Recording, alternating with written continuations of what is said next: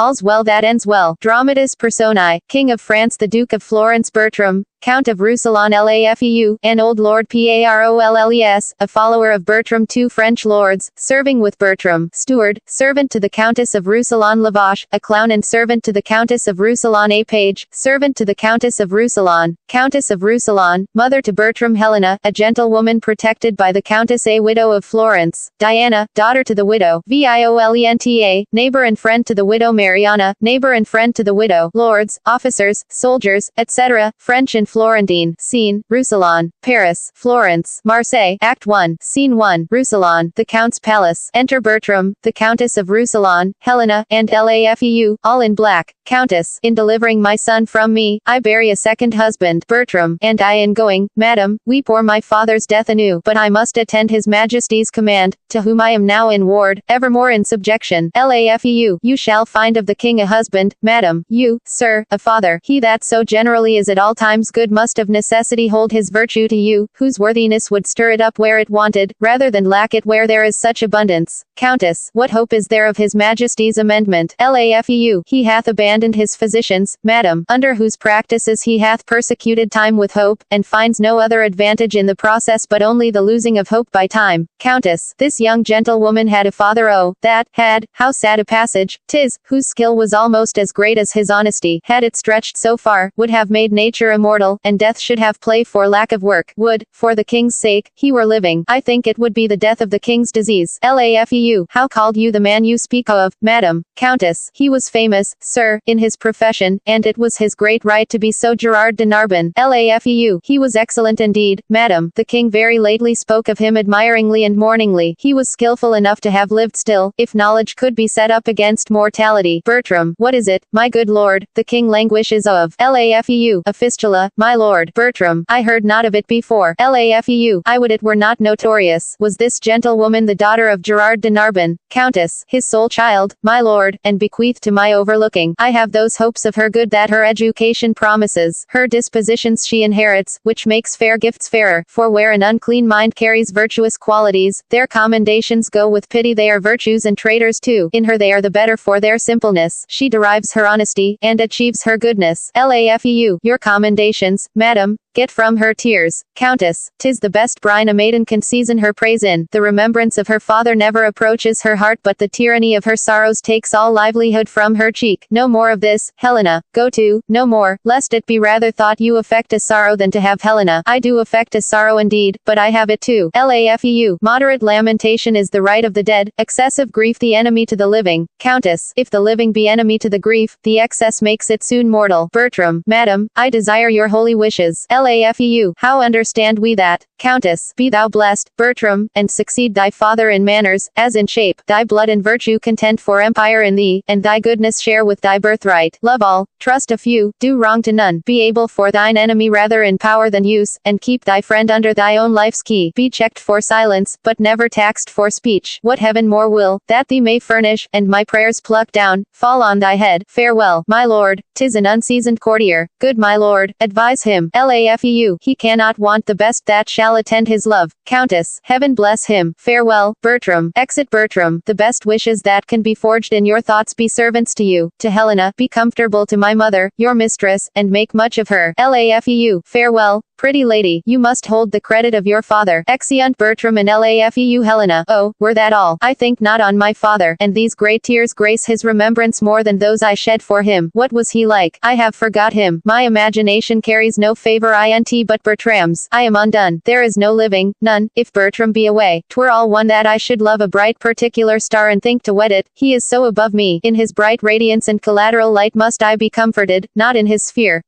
Ambition in my love thus plagues itself. The hind that would be mated by the lion must die for love. 'Twas pretty, though a plague, to see him every hour, to sit and draw his arched brows, his hawking eye, his curls, in our heart's table heart too capable of every line and trick of his sweet favor. But now he's gone, and my idolatrous fancy must sanctify his relics. Who comes here? Enter Parolles. Aside, one that goes with him. I love him for his sake, and yet I know him a notorious liar, think him a great way fool, solely a coward. Yet these fixed evils sit so fit in him that they take place when virtue's steely bones looks bleak. Cold wind. Withal, full oft we see cold wisdom waiting on superfluous folly. Parolles. Save you, fair queen, Helena, and you, monarch. Parolles. No, Helena, and no. Parolles. Are you meditating on virginity? Helena. Aye. You have some stain of soldier in you. Let me ask you a question. Man is enemy to virginity. How may we barricade it against him? Parolles. Keep him out, Helena. But he assails, and our virginity, though valiant in the defense, yet is weak. Unfold to us some warlike resistance. Parolles. There is none. Man, setting down before you, will undermine you and blow you up. Helena. Bless our poor virginity from underminers and blowers up. Is there no military policy how virgins might blow up men? Parolles. Virginity being blown down, man will quick liar be blown up. Mary, in blowing him down again, with the breach yourselves made, you lose your city. It is not politic in the commonwealth of nature to preserve virginity. Loss of virginity is rational increase, and there was never virgin got till virginity was first lost. That you were made of is metal to make virgins. Virginity by being once lost may be 10 times found. By being ever kept, it is ever lost. 'Tis too cold a companion. Away with Helena. I will stand for a little, though therefore I die a virgin. Parolles. There's little can be said in 'tis against the rule of nature. To speak on the part of virginity is to accuse your mothers, which is most infallible disobedience. He that hangs himself is a virgin. Virginity murders itself, and should be buried in highways, out of all sanctified limit, as a desperate offendress against nature. Virginity breeds mites, much like a cheese, consumes itself to the very paring, and so dies with feeding his own stomach. Besides, virginity is peevish, proud, idle, made of self-love, which is the most inhibited sin in the canon. Keep it not. You cannot choose but lose. Out with. Within 10 year it will make itself 10, which is a goodly increase, and the principle itself not much the worse. Away with. Helena. How might one do, sir, to lose it to her own liking? Parolles. Let me see. Mary, ill to like him that ne'er it likes. 'Tis a commodity will lose the gloss with lying. The longer kept, the less worth. Off with while, 'tis vendible. Answer the time of request. Virginity, like an old courtier, wears her cap out of fashion, richly suited but unsuitable, just like the brooch and the toothpick, which wear not now. Your date is better in your pie and your porridge than in your cheek, and your virginity, your old virginity, is like one of our French withered pears. It looks ill, it eats dryly. Mary, 'tis a withered pear. It was formerly better. Mary, yet, 'tis a withered pear. Will you anything with it? Helena. Not my virginity yet. There shall your master have 1,000 loves, a mother, and a mistress, and a friend, a phoenix, captain, and an enemy, a guide, a goddess, and a sovereign, a counselor, a traitress, and a dear. His humble ambition, proud humility, his jarring concord, and his discord dulcet, his faith, his sweet disaster, with a world of pretty, fond, adoptious Christendoms that blinking Cupid gossips. Now shall he, I know not what he shall. God send him well. The court's a learning place, and he is one. Parolles. What one? I, faith, Helena, that I wish well. 'Tis pity. Parolles. What's pity? Helena, that wishing well had not a body which might be felt, that we, the poorer born, whose baser stars do shut us up in wishes, might with effects of them follow our friends and show what we alone must think, which never returns us thanks. Enter page. Monsieur Parolles, my lord calls for you. Exit page. Parolles. Little Helen, farewell. If I can remember thee, I will think of thee at court. Helena. Monsieur Parolles, you were born under a charitable star. Parolles. Under Mars. I, Helena. I especially think, under Mars. Parolles. Why under man? Helena. The wars hath so kept you under that you must needs be born under Mars. Parolles. When he was predominant. Helena. When he was retrograde, I think, rather. Parolles. Why think you so? Helena. You go so much backward when you fight. Parolles. That's for advantage. Helena. So is running away, when fear proposes the safety, but the composition that your valor and fear makes in you is a virtue of a good wing, and I like the wear well. Parolles. I am so full of business I cannot answer thee acutely. I will return perfect courtier, in the which my instruction shall serve to naturalize thee, so so thou wilt be capable of a courtier's counsel, and understand what advice shall thrust upon thee, else thou deest in thine unthankfulness, and thine ignorance makes thee away. Farewell. When thou hast leisure, say thy prayers. When thou hast none, remember thy friends. Get thee a good husband and use him as he uses thee. So, farewell. Exit Helena. Our remedies oft in ourselves do lie, which we ascribe to heaven. The fated sky gives us free scope, only doth backward pull our slow designs when we ourselves are dull. What power is it which mounts my love so high, that makes me see, and cannot feed mine eye? The mightiest space in fortune nature brings to join like likes, and kiss like native things. Impossible be strange attempts to those that weigh their pains in sense, and do suppose what hath been cannot be. Whoever strove to show her merit that did miss her love. The king's disease my project may deceive me, but my intents are fixed, and will not leave me. Exit. Act 1. Scene 2. Paris. The king's palace. Flourish of cornets. Enter the king of France, with letters, and divers attendants. King. The Florentines and Senois are by years, have fought with equal fortune, and continue a braving war. First Lord. So, 'tis reported, sir. King. Nay, 'tis most credible. We here receive it, as certainty, vouched from our cousin Austria, with caution, that the Florentine will move us for speedy aid, wherein our dearest friend prejudicates the business, and would seem to have us make denial. First Lord. His love and wisdom, approved so to your majesty, may plead for amplest credence. King. He hath armed our answer, and Florence is denied before he comes. Yet, for our gentlemen that mean to see the Tuscan service, freely have they leave to stand on either part. Second Lord. It well may serve a nursery to our gentry, who are sick for breathing and exploit. King. What's he comes here? Enter Bertram, Laufeu, and Parolles. First Lord. It is the Count Roussillon, my good lord, young Bertram. King. Youth, thou bearest thy father's face. Frank nature, rather curious than in haste, hath well composed thee. Thy father's moral parts mayst thou inherit too. Welcome to Paris. Bertram. My thanks and duty are your majesty's. King. I would I had that corporal soundness now, as when thy father and myself in friendship first tried our soldiership. He did look far into the service of the time, and was discipled of the bravest. He lasted long, but on us both did haggish age steal on, and wore us out of act. It much repairs me to talk of your good father. In his youth he had the wit which I can well observe today in our young lords, but they may jest till their own scorn return to them unnoted ere they can hide their levity in honor. So like a courtier, contempt nor bitterness were in his pride or sharpness. If they were, his equal had awaked them, and his honor, clock to itself, knew the true minute when exception bid him speak, and at this time his tongue obeyed his hand. Who were below him he used as creatures of another place, and bowed his eminent top to their low ranks, making them proud of his humility, and their poor praise he humbled. Such a man might be a copy to these younger times, which, followed well, would demonstrate them now but goers backward. Bertram. His good remembrance, sir, lies richer in your thoughts than on his tomb, so in a proof lives not his epitaph as in your royal speech. King. Would I were with him. He would always say, methinks I hear him now. His plows of words he scattered not in ears, but grafted them to grow there, and to bear. Let me not live. This his good melancholy oft began, on the catastrophe and heel of pastime, when it was out. Let me not live, quoth he, after my flame lacks oil, to be the snuff of younger spirits, whose apprehensive senses all but new things disdain, whose judgments are mere fathers of their garments, whose constancies expire before their fashions. This he wished. I, after him, do after him wish too, since I nor wax nor honey can bring home, I quickly were dissolved from my hive, to give some laborers room. Second Lord. You are loved, sir. They that least lend it you shall lack you first. King. I fill a place, I nout. How long ist,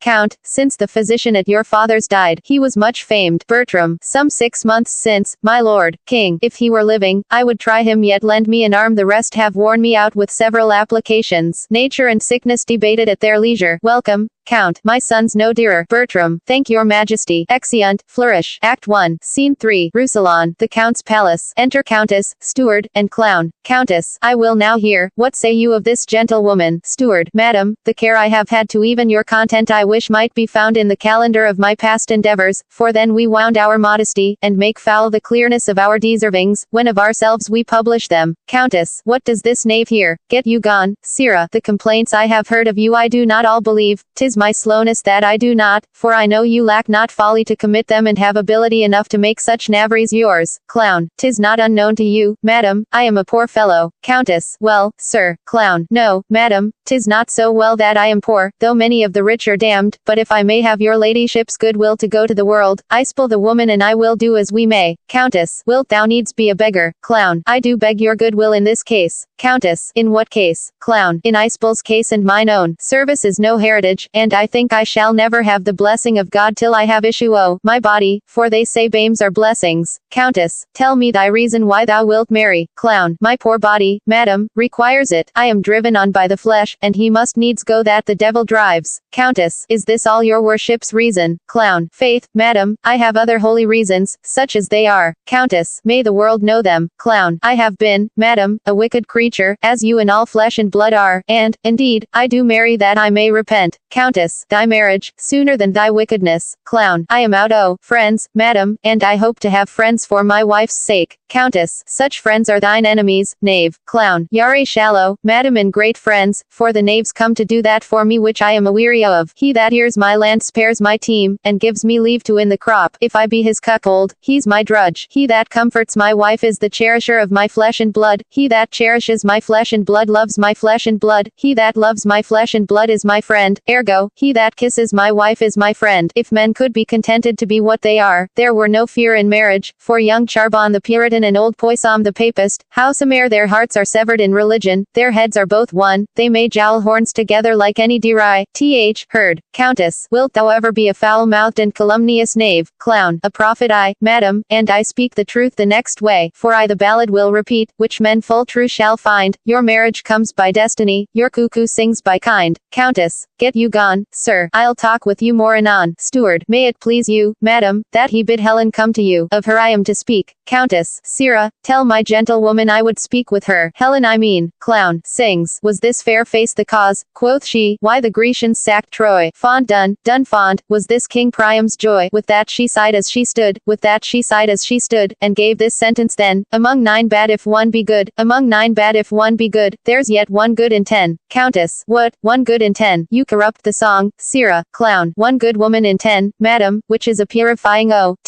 song. Would God would serve the world so all the year, we'd find no fault with the tithe woman, if I were the parson. 1 in 10, quoth A, and we might have a good woman born before every blazing star, or at an earthquake. 2 would mend the lottery well, a man may draw his heart out ere, a pluck 1. Countess, you'll be gone, sir knave, and do as I command you. Clown, that man should be at woman's command, and yet no hurt done. Though honesty be no Puritan, yet it will do no hurt, it will wear the surplice of humility over the black gown of a big heart. I am going, forsooth, the business is for Helen to come hither. Exit Countess. Well, now, steward, I know, madam, you love your gentlewoman entirely. Countess, faith I do. Her father bequeathed her to me, and she herself, without other advantage, may lawfully make title to as much love as she finds. There is more owing her than is paid, and more shall be paid her than she'll demand. Steward, madam, I was very late more near her than I think she wished me. Alone she was, and did communicate to herself her own words to her own ears. She thought, I dare vow for her, they touched not any stranger sense. Her matter was, she loved your son. Fortune, she said, was no goddess, that had put such difference betwixt their 2 estates. Love no god, that would not extend his might only where qualities were level. Diana no queen of virgins, that would suffer her poor knight surprised without rescue in the first assault, or ransom afterward. This she delivered in the most bitter touch of sorrow that ere I heard virgin exclaim, in which I held my duty speedily to acquaint you with all. Sithence, in the loss that may happen, it concerns you something to know it. Countess, you have discharged this honestly, keep it to yourself. Many likelihoods informed me of this before, which hung so tottering in the balance that I could neither believe nor misdoubt. Pray you leave me, stall this in your bosom, and I thank you for your honest care. I will speak with you further anon. Exit Steward. Enter Helena. Even so it was with me when I was young. If ever we are nature's, these are ours. This thorn doth to our rose of youth rightly belong. Our blood to us, this to our blood is born. It is the show and seal of nature's truth, where love's strong passion is impressed in youth. By our remembrances of days foregone, such were our faults, or then we thought them none. Her eye is sick ONT.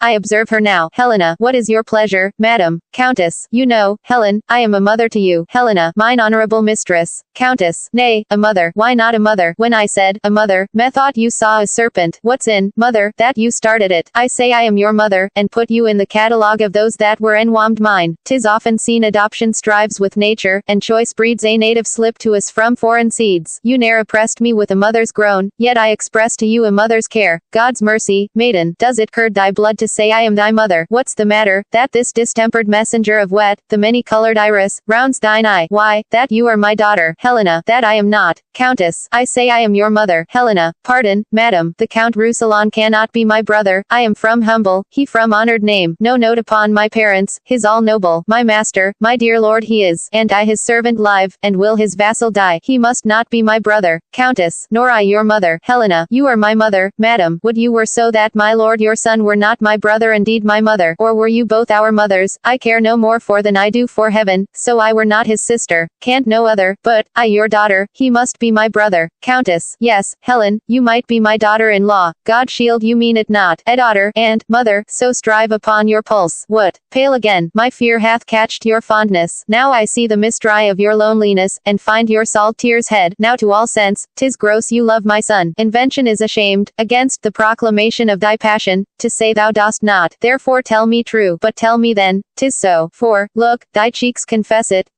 one to other, and thine eyes see it so grossly shown in thy behaviors that in their kind they speak it, only sin and hellish obstinacy tie thy tongue, that truth should be suspected, speak, ist so, if it be so, you have wound a goodly clue, if it be not, forsweard, howe'er, I charge thee, as heaven shall work in me for thine avail, to tell me truly. Helena, good madam, pardon me, Countess, do you love my son? Helena, your pardon, noble mistress. Countess, love you my son? Helena, do not you love him, madam? Countess, go not about, my love hath a bond whereof the world takes note. Come, disclose the state of your affection, for your passions have to the full appeached. Helena, then I confess, here on my knee, before high heaven and you, that before you, and next unto high heaven, I love your son. My friends were poor, but honest, so's my love. Be not offended, for it hurts not him that he is loved of me. I follow him not by any token of presumptuous suit, nor would I have him till I do deserve him, yet never know how that desert should be. I know I love in vain, strive against hope, yet in this captious and untenable sieve I still pour in the waters of my love, and lack not to lose still. Thus, Indian-like, religious in mine error, I adore the son that looks upon his worshipper but knows of him no more. My dearest madam, let not your hate encounter with my love, for loving where you do, but if yourself, whose aged honor cites a virtuous youth, did ever in so true a flame of liking wish chastely and love dearly that your Dian was both herself and love, oh, then, give pity to her whose state is such that cannot choose but lend and give where she is sure to lose, that seeks not to find that her search implies, but, riddle-like, lives sweetly where she dies. Countess, had you not lately an intent speak truly to go to Paris? Helena, madam, I had. Countess, wherefore? Tell true. Helena, I will tell truth, by grace itself I swear. You know my father left me some prescriptions of rare and proved effects, such as his reading and manifest experience had collected for general sovereignty, and that he willed me in heedfulst reservation to bestow them, as notes whose faculties inclusive were more than they were in note. Amongst the rest there is a remedy, approved, set down, to cure the desperate languishings whereof the king is rendered lost. Countess, this was your motive for Paris, was it? Speak. Helena, my lord your son made me to think of this, else Paris, and the medicine, and the king, had from the conversation of my thoughts haply been absent then. Countess, but think you, Helen, if you should tender your supposed aid, he would receive it. He and his physicians are of a mind,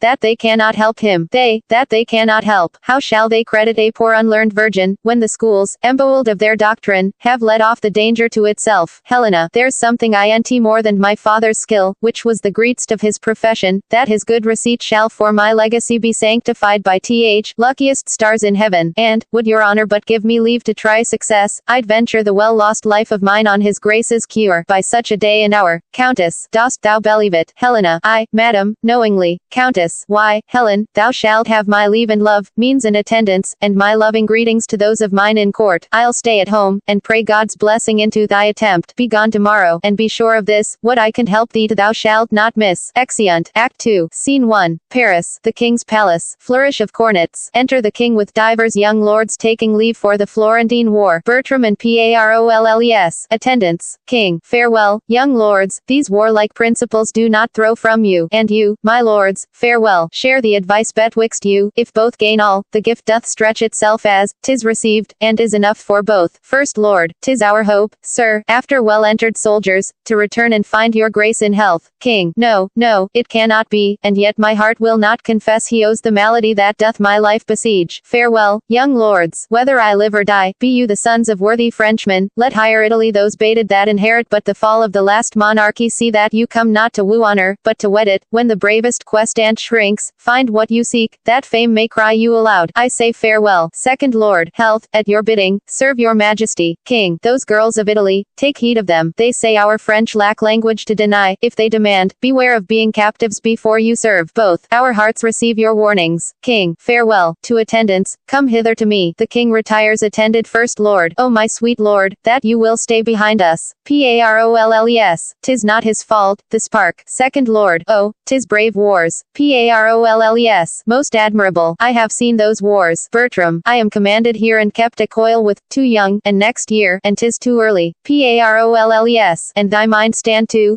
boy, steal away bravely. Bertram, I shall stay here the forehorse to a smock, creaking my shoes on the plain masonry, till honor be bought up, and no sword worn but one to dance with. By heaven, I'll steal away. First Lord, there's honor in the theft. Parolles, commit it. Count, Second Lord, I am your accessory, and so farewell. Bertram, I grow to you, and our parting is a tortured body. First Lord, farewell. Captain, Second Lord, sweet Monsieur Paroles, Parolles, noble heroes, my sword and yours are kin, good sparks and lustrous, a word, good medals, you shall find in the regiment of the Spinny one Captain Spirio, with his cicatrice, an emblem of war, here on his sinister cheek, it was this very sword entrenched it, say to him I live, and observe his reports for me. First Lord, we shall, noble Captain, Parolles, Mars dote on you for his novices. Exeunt lords, what will ye do? Re-enter the king. Bertram, stay, the king. Parolles, use a more spacious ceremony to the noble lords, you have restrained yourself within the list of too cold an ado. Be more expressive to them, for they wear themselves in the cap of the time, there do muster true gait, eat, speak, and move, under the influence of the most received star, and though the devil lead the measure, such are to be followed after them, and take a more dilated farewell. Bertram, and I will do so. Parolles, worthy fellows, and like to prove most sinewy sword men. Exeunt Bertram and Parolles.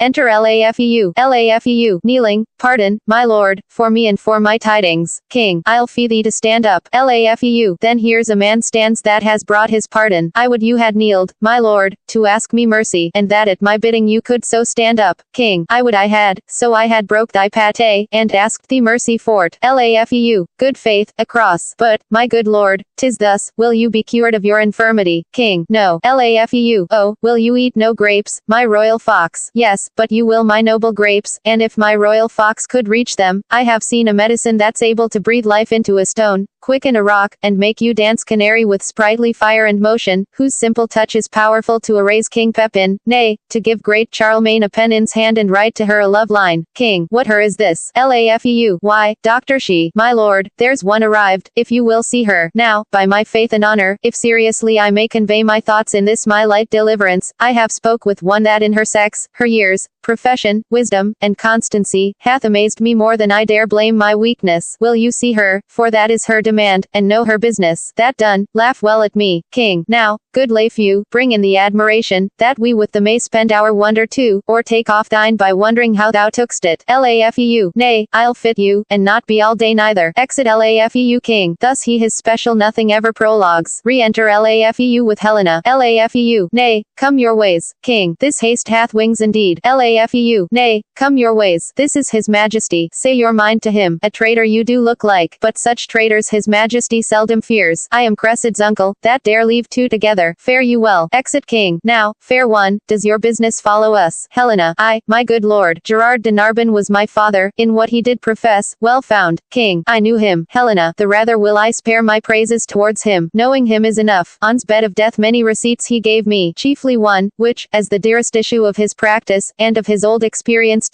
only darling, he bade me store up as a triple I, safer than mine own too, more dear, I have so, and, hearing your high majesty is touched with that malignant cause wherein the honor of my dear father's gift stands chief in power, I come to tender it, and my appliance, with all bound humbleness. King, we thank you, maiden, but may not be so credulous of cure, when our most learned doctors leave us, and the congregated college have concluded that laboring art can never ransom nature from her innatable estate. I say we must not so stain our judgment, or corrupt our hope, to prostitute our past cure malady to empirics, or to dissever so our great self and our credit to esteem a senseless help, when help past sense we deem. Helena, my duty then shall pay me for my pains. I will no more enforce mine office on you, humbly entreating from your royal thoughts a modest one to bear me back again. King, I cannot give thee less, to be called grateful. Thou thoughtest to help me, and such thanks I give as one near death to those that wish him live. But what at full I know, thou knowest no part. I knowing all my peril, thou know art. Helena, what I can do no hurt to try, since you set up your rest, 'gainst remedy. He that of greatest works is finisher oft does them by the weakest minister. So holy writ in babes hath judgment shown, when judges have been babes. Great floods have flown from simple sources, and great seas have dried when miracles have by the greatest been denied. Oft expectation fails, and most oft there where most it promises, and oft it hits where hope is coldest, and despair most fits. King, I must not hear thee. Fare thee well, kind maid. Thy pains, not used, must by thyself be paid. Proffers not took reap thanks for their reward. Helena, inspired merit so by breath is barred. It is not so with him that all things knows, as 'tis with us that square our guess by shows. But most it is presumption in us when the help of heaven we count the act of men. Dear sir, to my endeavors give consent, of heaven, not me, make an experiment. I am not an impostor, that proclaim myself against the level of my name, but know I think, and think I know most sure, my art is not past power nor you past cure. King, art thou so confident, within what space hopst thou my cure? Helena, the greatest grace lending grace, ere twice the horses of the sun shall bring their fiery torture his diurnal ring, ere twice in murk and occidental damp moist Hesperus hath quenched his sleepy lamp, or 24 times the pilot's glass hath told the thievish minutes how they pass. What is infirm from your sound parts shall fly, health shall lie free, and sickness freely die. King, upon thy certainty and confidence what darest thou venture? Helena, tax of impudence, a strumpet's boldness, a divulged shame, traduced by odious ballads, my maiden's name seared otherwise, ne worse of worst extended with vilest torture let my life be ended. King, methinks in thee some blessed spirit doth speak his powerful sound within an organ weak, and what impossibility would slay in common sense, sense saves another way. Thy life is dear, for all that life can rate worth name of life in thee hath estimate, youth, beauty, wisdom, courage, all that happiness and prime can happy call. Thou this to hazard needs must intimate skill infinite or monstrous desperate, sweet practicer, thy physic I will try, that ministers thine own death if I die. Helena, if I break time, or flinch in property of what I spoke, unpitied let me die, and well deserved, not helping, death's my fee. But, if I help, what do you promise me? King, make thy demand. Helena, but will you make it even? King, I, by my scepter and my hopes of heaven. Helena, then shalt thou give me with thy kingly hand what husband in thy power I will command. Exempted be from me the arrogance to choose from forth the royal blood of France, my low and humble name to propagate with any branch or image of thy state, but such a one, thy vassal, whom I know is free for me to ask, thee to bestow. King, here is my hand, the premise is observed, thy will by my performance shall be served, so make the choice of thy own time, for I, thy resolved patient, on thee still rely. More should I question thee, and more I must, though more to know could not be more to trust, from whence thou camst, how tended on, but rest unquestioned welcome and undoubted blessed. Give me some help here, ho, if thou proceed as high as word, my deed shall match thy deed. Flourish. Exeunt. Act 2. Scene 2. Rousillon, the Count's palace. Enter Countess and Clown. Countess, come on, sir, I shall now put you to the height of your breeding. Clown, I will show myself highly fed and lowly taught. I know my business is but to the court. Countess, to the court. Why, what place make you special, when you put off that with such contempt, but to the court? Clown, truly, madam, if God have lent a man any manners, he may easily put it off at court. He that cannot make a leg,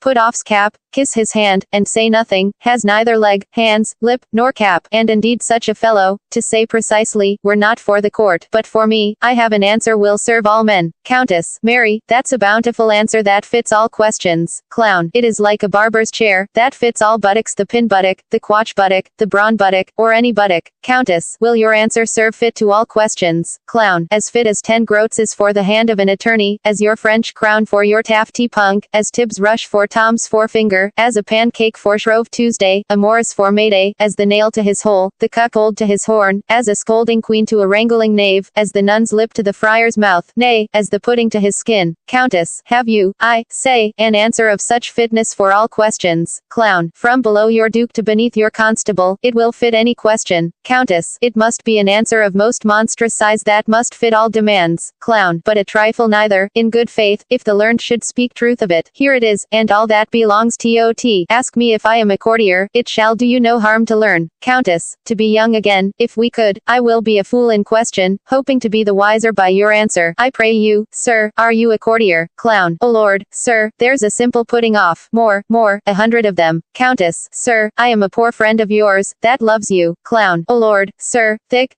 spare not me. Countess, I think, sir, you can eat none of this homely meat. Clown, oh lord, sir, nay, put me t.o.t., I warrant you. Countess, you were lately whipped, sir, as I think. Clown, oh lord, sir, spare not me. Countess, do you cry, oh lord, sir, at your whipping, and, spare not me? Indeed your, oh lord, sir, is very sequent to your whipping. You would answer very well to a whipping, if you were but bound t.o.t. Clown, I ne'er had worse luck in my life in my, oh lord, sir, I see things may serve long, but not serve ever. Countess, I play the noble hussif with the time, to entertain it so merrily with a fool. Clown, oh lord, sir, why, there't serves well again. Countess, an end, sir, to your business. Give Helen this, and urge her to a present answer back. Commend me to my kinsman and my son. This is not much. Clown, not much commendation to them. Countess, not much employment for you. You understand me. Clown, most fruitfully. I am there before my legs. Countess, haste you again. Exeunt. Act 2. Scene 3. Paris, the King's Palace. Enter Bertram, Laufey, and Parolles. Laufey. They say miracles are past, and we have our philosophical persons to make modern and familiar things supernatural and causeless. Hence is it that we make trifles of terrors, ensconcing ourselves into seeming knowledge when we should submit ourselves to an unknown fear. Parolles. Why, 'tis the rarest argument of wonder that hath shot out in our latter times. Bertram, and so, 'tis, Laufey, to be relinquished of the artists Parolles. So I say both of Galen and Paracelsus. Laufey, of all the learned and authentic fellows Parolles. Right, so I say, Laufey, that gave him out incurable Parolles. Why, there, 'tis, so say I too. Laufey, not to be helped Parolles. Right, as, 'twere a man assured of a Laufey, uncertain life and sure death. Parolles. Just, you say well, so would I have said. Laufey, I may truly say it is a novelty to the world. Parolles. It is indeed. If you will have it in showing, you shall read it in what do ye called here. Laufey, reading the ballad title, a showing of a heavenly effect in an earthly actor. Parolles. That's it. I would have said the very same. Laufey, why, your dolphin is not lustier. For me, I speak in respect Parolles. Nay, 'tis strange, 'tis very strange, that is the brief and the tedious of it, and he's of a most facinarious spirit that will not acknowledge it to be the Laufey, very hand of heaven. Parolles. So I say, Laufey, in a most weak Parolles, and devil minister, great power, great transcendence, which should, indeed, give us a further use to be made than alone the recovery of the king, as to be Laufey, generally thankful. Enter King, Helena, and attendants. Parolles. I would have said it, you say well. Here comes the king. Laufey, lustig, as the Dutchman says, I'll like a maid the better, whilst I have a tooth in my head. Why, he's able to lead her a coranto. Parolles. Mort du vinagre, is not this Helen? Laufey, for God, I think so. King, go, call before me all the lords in court. Exit and attendant sit, my preserver, by thy patient's side, and with this healthful hand, whose banished sense thou has repealed, a second time receive the confirmation of my promised gift, which but attends thy naming. Enter 3 or 4 lords. Fair maid, send forth thine eye. This youthful parcel of noble bachelors stand at my bestowing, or whom both sovereign power and father's voice I have to use. Thy frank election make. Thou hast power to choose, and they none to forsake. Helena, to each of you one fair and virtuous mistress fall, when love please. Mary, to each but one. Laufey, I'd give Bakirtle and his furniture my mouth no more were broken than these boys, and rid as little beard. King, peruse them well. Not one of those but had a noble father. Helena, gentlemen, heaven hath through me restored the king to health. All, we understand it, and thank heaven for you. Helena, I am a simple maid, and therein wealthiest that I protest I simply am a maid. Please it your majesty, I have done already. The blushes in my cheeks thus whisper me, we blush that thou shouldst choose. But, be refused, let the white death sit on thy cheek forever, we'll ne'er come there again. King, make choice and see, who shuns thy love, shuns all his love in me. Helena, now, Dian, from thy altar do I fly, and to imperial love, that God most high, do my sighs stream. Sir, will you hear my suit? First Lord, and grant it. Helena, thanks, sir, all the rest is mute. Laugh,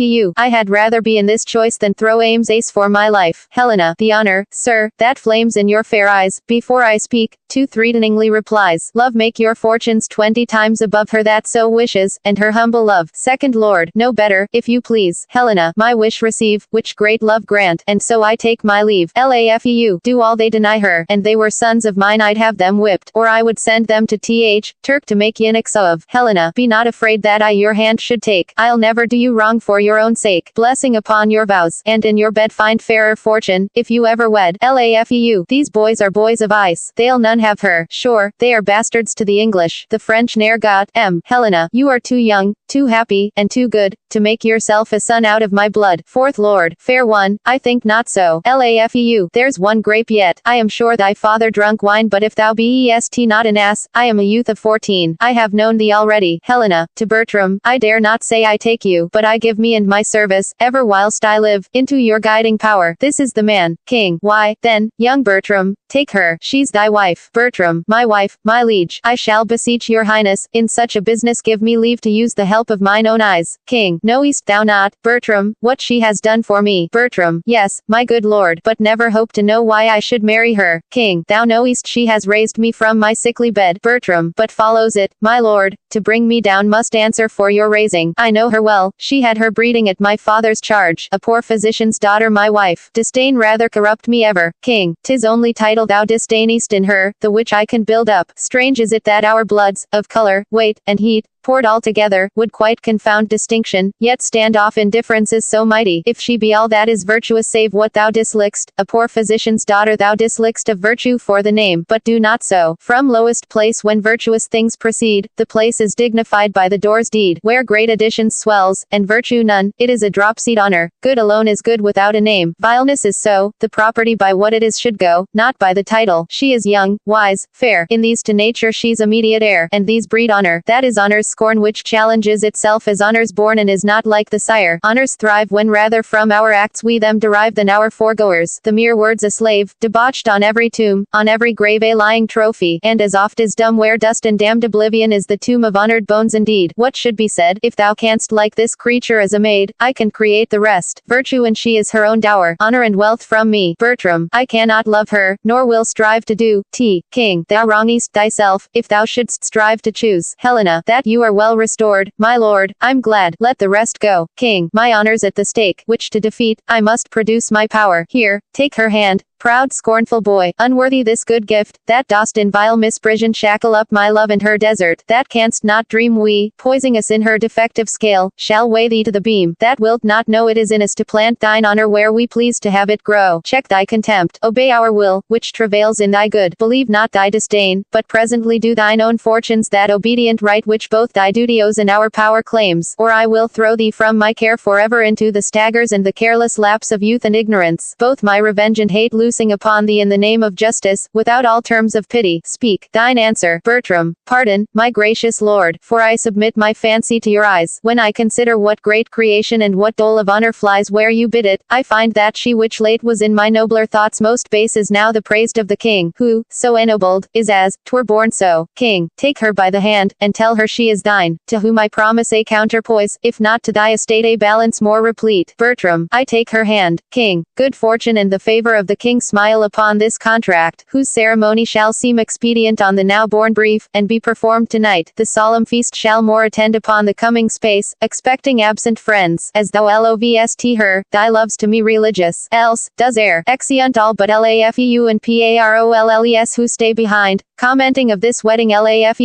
you hear, monsieur, a word with you. Parolles, your pleasure, sir. Laugh, your lord and master did well to make his recantation. Parolles, recantation, my lord, my master. Laugh, is it not a language I speak? Parolles, a most harsh one, and not to be understood without bloody succeeding. My master. Laugh, are you companion to the Count Roussillon? Parolles, to any count, to all counts, to what is man. Laugh, to what is count's man. Count's master is of another style. Parolles. You are too old, sir. Let it satisfy you. You are too old. Lafeu. I must tell thee, sirrah, I right man, to which title age cannot bring thee. Parolles. What I dare too well do, I dare not do. Lafeu. I did think thee, for two ordinaries, to be a pretty wise fellow. Thou didst make tolerable vent of thy travel. It might pass. Yet the scarfs and the bannerets about thee did manifoldly dissuade me from believing thee a vessel of too great a burden. I have now found thee. When I lose thee again I care not. Yet art thou good for nothing but taking up, and that thou art scarce worth. Parolles. Hadst thou not the privilege of antiquity upon the Lafeu, do not plunge thyself too far in anger, lest thou hasten thy trial, which if Lord have mercy on thee for a hen. So, my good window of lattice, fare thee well. Thy casement I need not open, for I look through thee. Give me thy hand. Parolles. My lord, you give me most egregious indignity. Lafeu. I, with all my heart, and thou art worthy of it. Parolles. I have not, my lord, deserved it. Lafeu. Yes, good faith, ever I dram of it, and I will not bate thee a scruple. Parolles. Well, I shall be wiser. Lafeu. Even as soon as thou canst, for thou hast to pull it a smack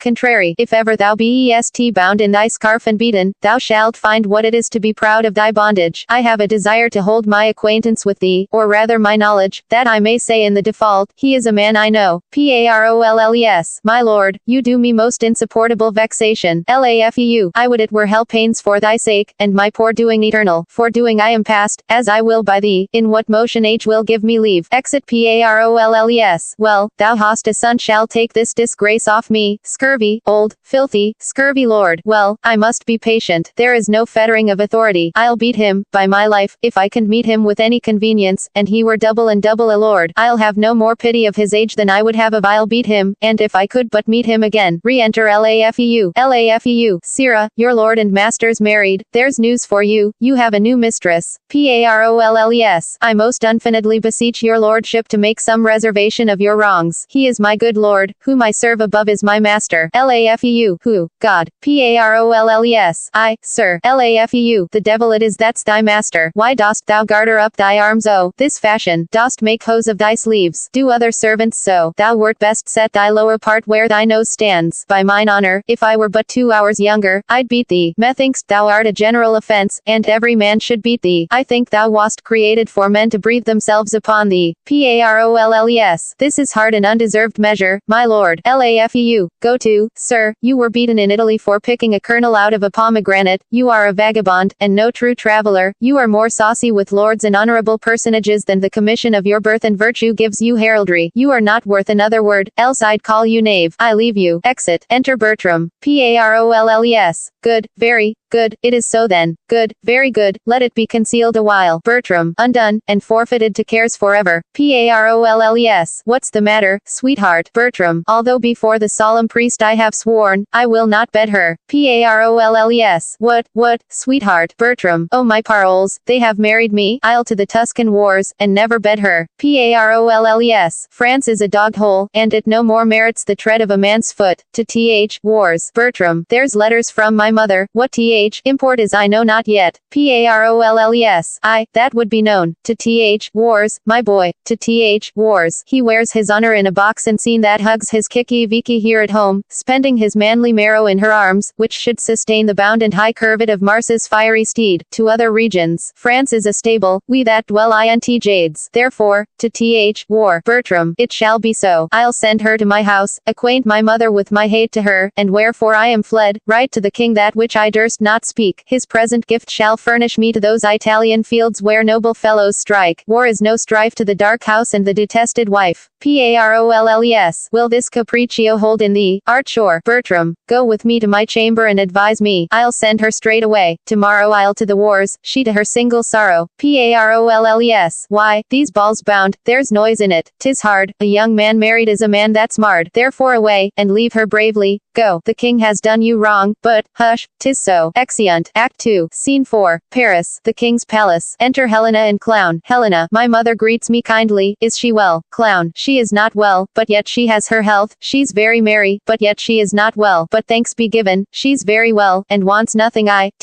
world, but yet she is not well. Helena, if she be very well, what does she ail that she's not very well? Clown, truly, she's very well indeed, but for 2 things. Helena, what 2 things? Clown, 1, that she's not in heaven, whither God send her quickly. The other, that she's in earth, from whence God send her quickly. Enter Parolles. Parolles. Bless you, my fortunate lady. Helena, I hope, sir, I have your good will to have mine own good fortunes. Parolles. You had my prayers to lead them on, and to keep them on, have them still. Oh, my knave, how does my old lady? Clown, so that you had her wrinkles and I her money, I would she did as you say. Parolles. Why, I say nothing. Clown, Mary, you are the wiser man, for many a man's tongue shakes out his master's undoing. To say nothing, to do nothing, to know nothing, and to have nothing, is to be a great part of your title, which is within a very little of nothing. Parolles. Away, thou'rt a knave. Clown, you should have said, sir, before a knave thou'rt a knave, that's, before me thou'rt a knave. This had been truth, sir. Parolles. Go to, thou art a witty fool. I have found thee. Clown, did you find me in yourself, sir, or were you taught to find me? The search, sir, was profitable, and much fool may you find in you, even to the world's pleasure and the increase of laughter. Parolles. A good knave, I, faith, and well fed. Madam, my lord will go away tonight, a very serious business calls on him. The great prerogative and right of love, which, as your due time claims, he does acknowledge, but puts it off to a compelled restraint, whose want, and whose delay, is strewed with sweets, which they distill now in the curbed time, to make the coming hour o'erflow with joy and pleasure drown the brim. Helena, what's his else? Parolles. That you will take your instant leave king, and make this haste as your own good proceeding, strengthened with what apology you think may make it probable need. Helena, what more commands he? Parolles. That, having this obtained, you presently attend his further pleasure. Helena, in everything I wait upon his will. Parolles. I shall report it so. Helena, I pray you. Exit Parolles. Come, Sirrah. Exeunt. Act 2. Scene 5. Paris. The king's palace. Enter Laufeu and Bertram. Laufeu. But I hope your lordship thinks not him a soldier. Bertram. Yes, my lord, and of very valiant a proof. Laufeu. You have it from his own deliverance. Bertram. And by other warranted testimony. Laufeu. Then my dial goes not true. I took this lark for a bunting. Bertram. I do assure you, my lord, he is very great in knowledge, and accordingly valiant. Laufeu. I have then sinned against his experience and transgressed against his valor, and my state that way is dangerous, since I cannot yet find in my heart to repent. Here he comes. I pray you make us friends. I will pursue the amity. Enter Parolles. Parolles. To Bertram. These things shall be done, sir. Laufeu. Pray you, sir, who's his tailor? Parolles. Sir. Laufeu. Oh, I know him well. I, sir, he, sir, a good workman, a very good tailor. Bertram. Aside to Parolles. Is she gone to the king? Parolles. She is. Bertram. Will she away tonight? Parolles. As you'll have her. Bertram. I have writ my letters, casketed my treasure, given order for our horses, and tonight, when I should take possession of the bride, and ere I do begin. Laufeu. A good traveler is something at the latter end of a dinner, but one that lies 3/3 and uses a known truth to pass 1,000 nothings with, should be once heard and thrice beaten. God save you, Captain. Bertram. Is there any unkindness between my lord and you, monsieur? Parolles. I know not how I have deserved to run into my lord's displeasure. Laufeu. You have made shift to run into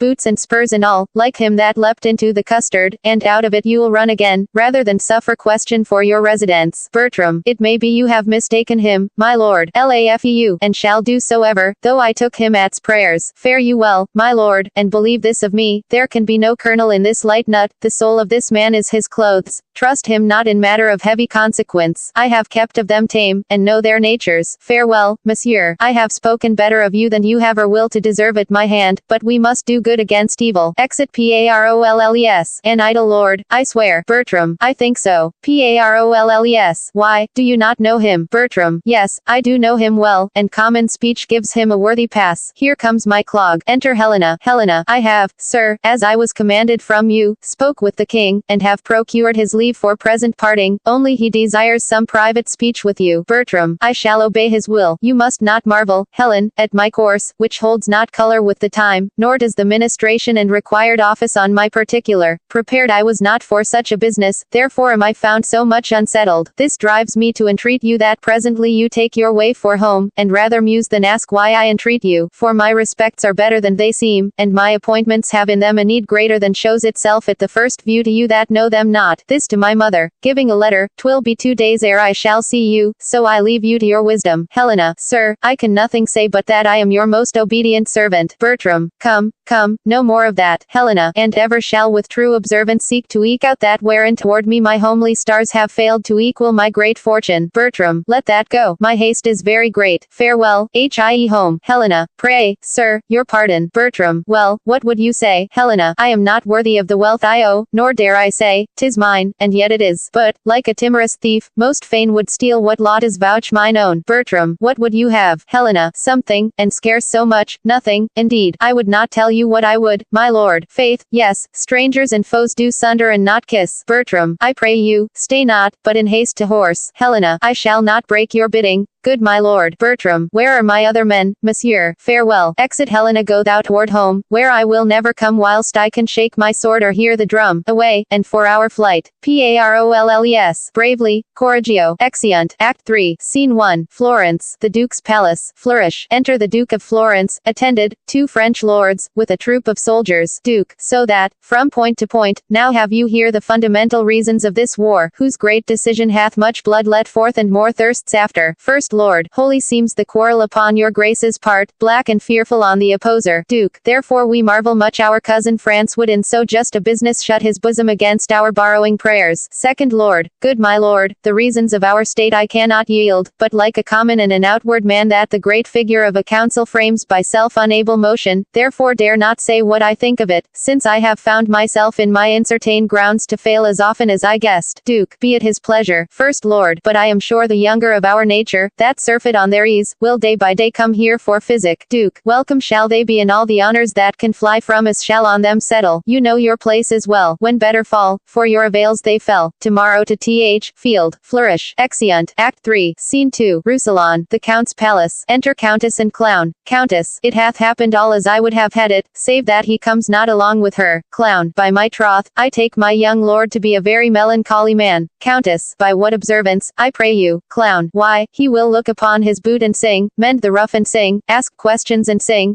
pick his teeth and sing. I know a man that had this trick of melancholy sold a goodly manor for a song. Countess, let me see what he writes, and when he means to come. Opening a letter. Clown, I have no mind to Ispel since I was at court. Our oldling and our Ispels country are nothing like your oldling and your Ispels court. The brains of my cupids knocked out, and I begin to love, as an old man loves money, with no stomach. Countess, what have we here? Clown, e'en that you have there. Exit Countess. Reads, I have sent you a daughter-in-law, she hath recovered the king and undone me. I have wedded her, not bedded her, and sworn to make the knot eternal. You shall hear I am run away, know it before the report come. If there be breadth enough in the world, I will hold a long distance. My duty to you, your unfortunate son, Bertram. This is not well, rash and unbridled boy, to fly the favors of so good a king, to pluck his indignation on thy head by the misprizing of a maid too virtuous for the contempt of empire. Re-enter Clown. Clown, oh madam, yonder is heavy news within between 2 soldiers and my young lady. Countess, what is the matter? Clown, nay, there is some comfort in the news, some comfort, your son will not be killed so soon as I thought he would. Countess, why should he be killed? Clown, so say I, madam, if he run away, as I hear he does, the danger is in standing to, that's the loss of men, though it be the getting of children. Here they come, will tell you more. For my part, I only hear your son was run away. Exit. Enter Helena and the 2 French gentlemen. Second gentleman, save you, good madam. Helena, madam, my lord is gone, forever gone. First gentleman, do not say so. Countess, think upon patience. Pray you, gentlemen, I have felt so many quirks of joy and grief that the first face of neither, on the start, can woman me unto? Where is my son, I pray you? First Gentleman, Madam, he's gone to serve the Duke of Florence. We met him thitherward, for thence we came, and, after some dispatch in hand at court, thither we bend again. Helena, look on this letter, madam, here's my passport, reads, when thou canst get the ring upon my finger, which never shall come off, and show me a child begotten of thy body that I am father to, then call me husband, but in such a then I write a never. This is a dreadful sentence. Countess, brought you this letter, gentleman. First Gentleman, I, madam, and for the contents sake are sorry for our pains. Countess, I prithee, lady, have a better cheer. If thou engrossest all the griefs are thine, thou robbest me of a moiety. He was my son, but I do wash his name out of my blood, and thou art all my child. Towards Florence is he. First Gentleman, I, madam, Countess, and to be a soldier. First Gentleman, such is his noble purpose, and, believe, the Duke will lay upon him all the honor that good convenience claims. Countess, return you thither. Second Gentleman, I, madam, with the swiftest wing of speed. Helena, reads, till I have no wife, I have nothing in France. 'Tis bitter. Countess, find you that there. Helena, I, madam. Second Gentleman, 'tis but the boldness of his hand haply, which his heart was not consenting to. Countess, nothing in France until he have no wife. There's nothing here that is too good for him but only she, and she deserves a lord that 20 such rude boys might tend upon, and call her hourly mistress, who was with him. Second Gentleman, a servant only, and a gentleman which I have sometime known. Countess, paroles, was it not? Second Gentleman, I, my good lady, he, Countess, a very tainted fellow, and full of wickedness. My son corrupts a well-derived nature with his inducement. Second Gentleman, indeed, good lady, the fellow has a deal of that too much which holds him much to have. Countess, yare welcome, gentlemen, I will entreat you, when you see my son, to tell him that his sword can never win the honor that he loses. More I'll entreat you written to bear along. First Gentleman, we serve you, madam, in that in all your worthiest affairs. Countess, not so, but as we change our courtesies, will you draw near? Exeunt Countess and Gentleman. Helena, till I have no wife, I have nothing in France. Nothing in France until he has no wife. Thou shalt have none, Rousillon, none in France then hast thou all again. Poor lord, ist that chase thee from thy country, and expose those tender limbs of thine to the event of the non-sparing war, and is it I that drive thee from the sportive court, where thou wast shot at with fair eyes, to be the mark of smoky muskets? O you leaden messengers, that ride upon the violent speed of fire, fly with false aim, move the still piecing air, that sings with piercing, do not touch my lord. Whoever shoots at him, I set him there. Whoever charges on his forward breast, I am the caitiff that do hold him tot, and though I kill him not, I am the cause his death was so effected. Better, 'twere I met the ravin lion when he roared with sharp constraint of hunger. Better, 'twere that all the miseries which nature owes were mine at once. No, come thou home, Rousillon, whence honor but of danger wins a scar, as oft it loses all. I will be gone, my being here it is that holds thee hence. Shall I stay here to do? No, no, although the air of paradise did fan the house, and angels officed all, I will be gone, that pitiful rumor may report my flight to consolate thine ear. Come, night, and day, for with the dark, poor thief, I'll steal away. Exit. Act 3. Scene 3. Florence. Before the Duke's palace. Flourish. Enter the Duke of Florence, Bertram, Parolles, soldiers, drum and trumpets. Duke, the general of our horse thou art, and we, great in our hope, lay our best love and credence upon thy promising fortune. Bertram, sir, it is a charge too heavy for my strength, but yet we'll strive to bear it for your worthy sake to extreme edge of hazard. Duke, then go thou forth, and fortune play upon thy prosperous helm, as thy auspicious mistress. Bertram, this very day, great Mars, I put myself into thy file. Make me but like my thoughts, and I shall prove a lover of thy drum, hater of love. Exeunt. Act 3. Scene 4. Rousillon. The Count's palace. Enter Countess and Steward. Countess, alas, and would you take the letter of her? Might you not know she would do as she has done by sending me a letter? Read it again. Steward, reads, I am St. Jack's pilgrim, thither gone. Ambitious love hath so in me offended that barefoot plod I the cold ground upon, with sainted vow my faults to have amended. Right, that from the bloody course of war my dearest master, your dear son, may Hie bless him at home in peace, whilst I from far his name with zealous fervor sanctify. His taken labors bid him me forgive. I, his despiteful Juno, sent him forth from courtly friends, with camping foes to live, where death and danger dogs the heels of worth. He is too good and fair for death and me, whom I myself embrace to set him free. Countess, ah, what sharp stings are in her mildest words. Rinaldo, you did never lack advice so much as letting her pass so. Had I spoken spoke with her, I could have well diverted her intents, which thus she hath prevented. Steward, pardon me, madam, if I had given you this at overnight, she might have been o'ertaken, and yet she writes pursuit would be but vain. Countess, what angel shall bless this unworthy husband? He cannot thrive, unless her prayers, whom heaven delights to hear and loves to grant, reprieve him from the wrath of greatest justice. Right,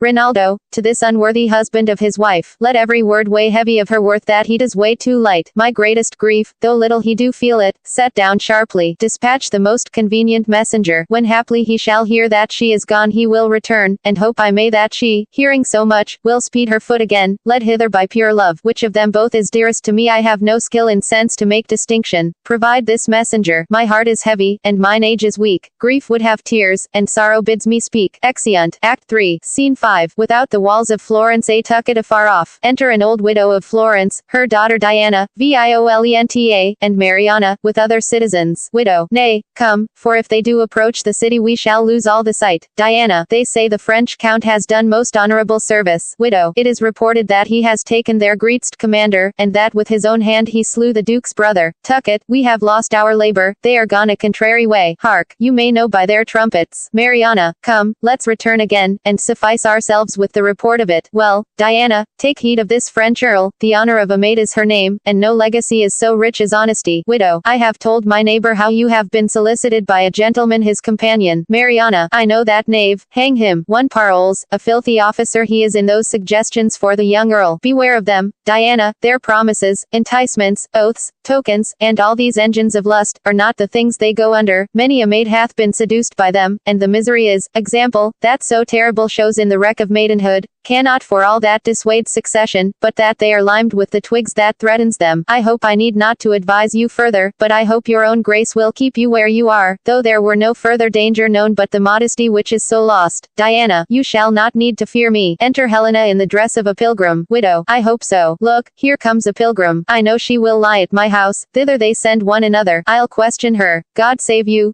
Pilgrim. Whither are bound? Helena. To Saint Jacques le Grand. Where do the Palmers lodge? I do beseech you. Widow. At the Saint Francis here, beside the port. Helena. Is this the way? A march afar. Widow. I, Mary, ist. Hark you. They come this way. If you will tarry, holy pilgrim, but till the troops come by, I will conduct you where you shall be lodged. The rather for I think I know your hostess as ample as myself. Helena. Is it yourself? Widow. If you shall please so. Pilgrim. Helena. I thank you, and will stay upon your leisure. Widow. You came, I think, from France. Helena. I did so. Widow. Here you shall see a countryman of yours that has done worthy service. Helena. His name, I pray you. Diana. The Count Roussillon. Know you such a one? Helena. But by the ear, that hears most nobly of him. His face I know not. Diana. What summer he is, he's bravely taken here. He stole from France, as 'tis reported, for the king had married him against his liking. Think you it is so? Helena. Aye, surely, mere the truth. I know his lady. Diana. There is a gentleman that serves the count reports but coarsely of her. Helena. What's his name? Diana. Monsieur Parolles. Helena. Oh, I believe with him, in argument of praise, or to the worth of the great count himself, she is too mean to have her name repeated. All her deserving is a reserved honesty, and that I have not heard examined. Diana. Alas, poor lady, 'tis a hard bondage to become the wife of a detesting lord. Widow. I sweet, good creature, wheresoe'er she is her heart weighs sadly. This young maid might do her a shrewd turn, if she pleased. Helena. How do you mean? Maybe the amorous count solicits her in the unlawful purpose. Widow. He does, indeed, and brokes with all that can in such a suit corrupt the tender honor of a maid. But she is armed for him, and keeps her guard in honestest defense. Enter, with drum and colors, Bertram, Parolles, and the whole army. Mariana. The gods forbid else. Widow. So, now they come. That is Antonio, the duke's eldest son. That, Escalus. Helena. Which is the Frenchman? Diana. He that with the plume. 'Tis a most gallant fellow. I would he loved his wife. If he were honester he were much goodlier. Ist not a handsome gentleman. Helena. I like him well. Diana. 'Tis pity he is not honest. Yon's that same knave that leads him to these places. Were I his lady I would poison that vile rascal. Helena. Which is he? Diana. That jackanapes with scarfs. Why is he melancholy? Helena. Perchance he's heard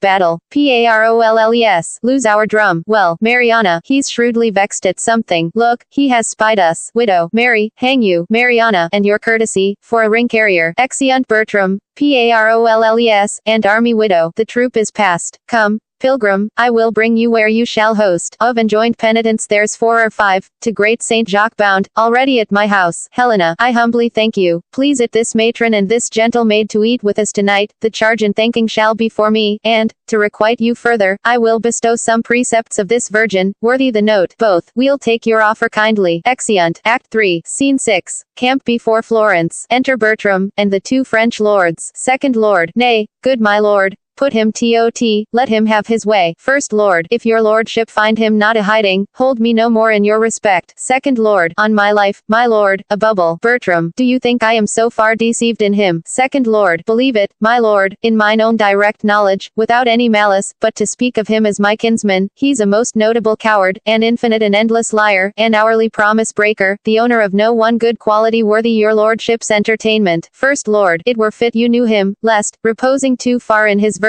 which he hath not, he might at some great and trusty business in a main danger fail you. Bertram, I would I knew in what particular action to try him. First Lord, none better than to let him fetch off his drum, which you hear him so confidently undertake to do. Second Lord, I with a troop of Florentines will suddenly surprise him, such I will have whom I am sure he knows not from the enemy. We will bind and hoodwink him so that he shall suppose no other but that he is carried into the leaguer of the adversaries when we bring him to our own tents. Be but your lordship present at his examination. If he do not, for the promise of his life and in the highest compulsion of base fear, offer to betray you and deliver all the intelligence in his power against you, and that with the divine forfeit of his soul upon oath, never trust my judgment in anything. First Lord, oh, for the love of laughter, let him fetch his drum, he says he has a stratagem for't. When your lordship sees the bottom of his success int, and to what metal this counterfeit lump of ore will be melted, if you give him not John Drum's entertainment, your inclining cannot be removed. Here he comes. Enter Parolles. Second Lord, oh, for the love of laughter, hinder not the honor of his design. Let him fetch off his drum in any hand. Bertram, how now, monsieur, this drum sticks sorely in your disposition. First Lord, a pox on, let it go. 'Tis but a drum. Parolles, but a drum. Ist but a drum so lost. There was excellent command, to charge in with our horse upon our own wings, and to rend our own soldiers. First Lord, that was not to be blamed in the command of the service. It was a disaster of war that Caesar himself could not have prevented, if he had been there to command. Bertram, well, we cannot greatly condemn our success. Some dishonor we had in the loss of that drum, but it is not to be recovered. Parolles, it might have been recovered. Bertram, it might, but it is not now. Parolles, it is to be recovered, but that the merit of service is seldom attributed to the true and exact performer. I would have that drum or another, or, hic jaced. Bertram, why, if you have a stomach, tot, monsieur, if you think your mystery and stratagem can bring this instrument of honor again into his native quarter, be magnanimous in the enterprise, and go on. I will grace the attempt for a worthy exploit. If you speed well in it, the Duke shall both speak of it and extend to you what further becomes his greatness, even to the utmost syllable of our worthiness. Parolles, by the hand of a soldier, I will undertake it. Bertram, but you must not now slumber in it. Parolles, I'll about it this evening, and I will presently pen down my dilemmas, encourage myself in my certainty, put myself into my mortal preparation, and by midnight look to hear further from me. Bertram, may I be bold to acquaint his grace you are gone about it. Parolles, I know not what the success will be, my lord, but the attempt I vow. Bertram, I know art valiant, and, to thee of thy soldiership, will subscribe for thee. Farewell. Parolles, I love not many words. Exit Second Lord, no more than a fish loves water. Is not this a strange fellow, my lord, that so confidently seems to undertake this business, which he knows is not to be done, damns himself to do, and dares better be damned than to do. First Lord, you do not know him, my lord, as we do. Certain it is that he will steal himself into a man's favor, and for a week escape a great deal of discoveries. But when you find him out, you have him ever after. Bertram, why, do you think he will make no deed at all of this that so seriously he does address himself unto? Second Lord, none in the world, but return with an invention, and clap upon you 2 or 3 probable lies. But we have almost embossed him. You shall see his fall tonight. For indeed he is not for your lordship's respect. First Lord, we'll make you some sport with the fox ere we case him. He was first smoked by the old Lord Layfew. When his disguise and he is parted, tell me what a sprat you shall find him, which you shall see this very night. Second Lord, I must go look my twigs. He shall be caught. Bertram, your brother, he shall go along with me. Second Lord, ast please your lordship, I'll leave you. Exit Bertram, now will I lead you to the house, and show you the lass I spoke of. First Lord, but you say she's honest. Bertram, that's all the fault. I spoke with her but once, and found her wondrous cold, but I sent to her, by this same coxcomb that we have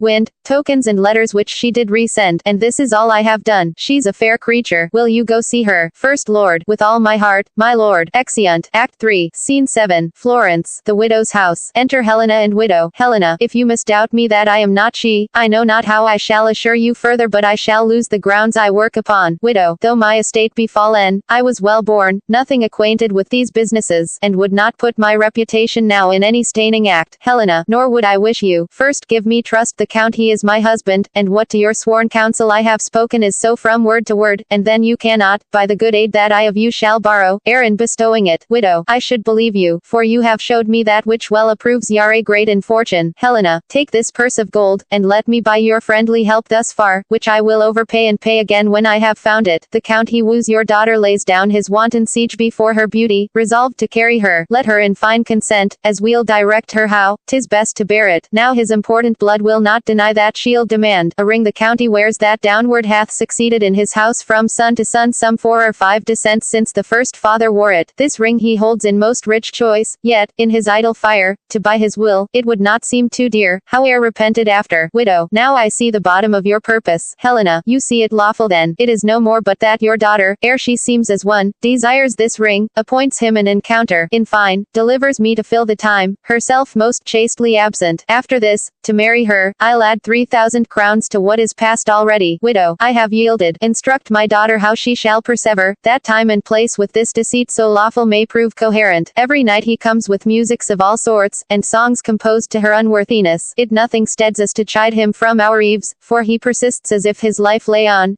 Helena, why then tonight let us essay our plot, which, if it speed, is wicked meaning in a lawful deed, and lawful meaning in a lawful act, where both not sin, and yet a sinful fact. But let's about it. Exeunt. Act 4, Scene 1, without the Florentine camp. Enter second French lord with 5 or 6 other soldiers in ambush. Second Lord, he can come no other way but by this hedge corner. When you sally upon him, speak what terrible language you will, though you understand it not yourselves, no matter, for we must not seem to understand him, unless some one among us, whom we must produce for an interpreter. First Soldier, good captain, let me be interpreter. Second Lord, art not acquainted with him, knows he not thy voice? First Soldier, no, sir, I warrant you. Second Lord, but what linsey woolsey has thou to speak to us again? First Soldier, e'en such as you speak to me. Second Lord, he must think as some band of strangers adversaries entertainment. Now he hath a smack of all neighboring languages, therefore we must every one be a man of his own fancy, not to know what we speak one to another, so we seem to know, is to know straight our purpose, chaw's language, gabble enough, and good enough. As for you, interpreter, you must seem very politic, but couch, ho, here he comes, to beguile 2 hours in a sleep, and then to return and swear the lies he forges. Enter Parolles.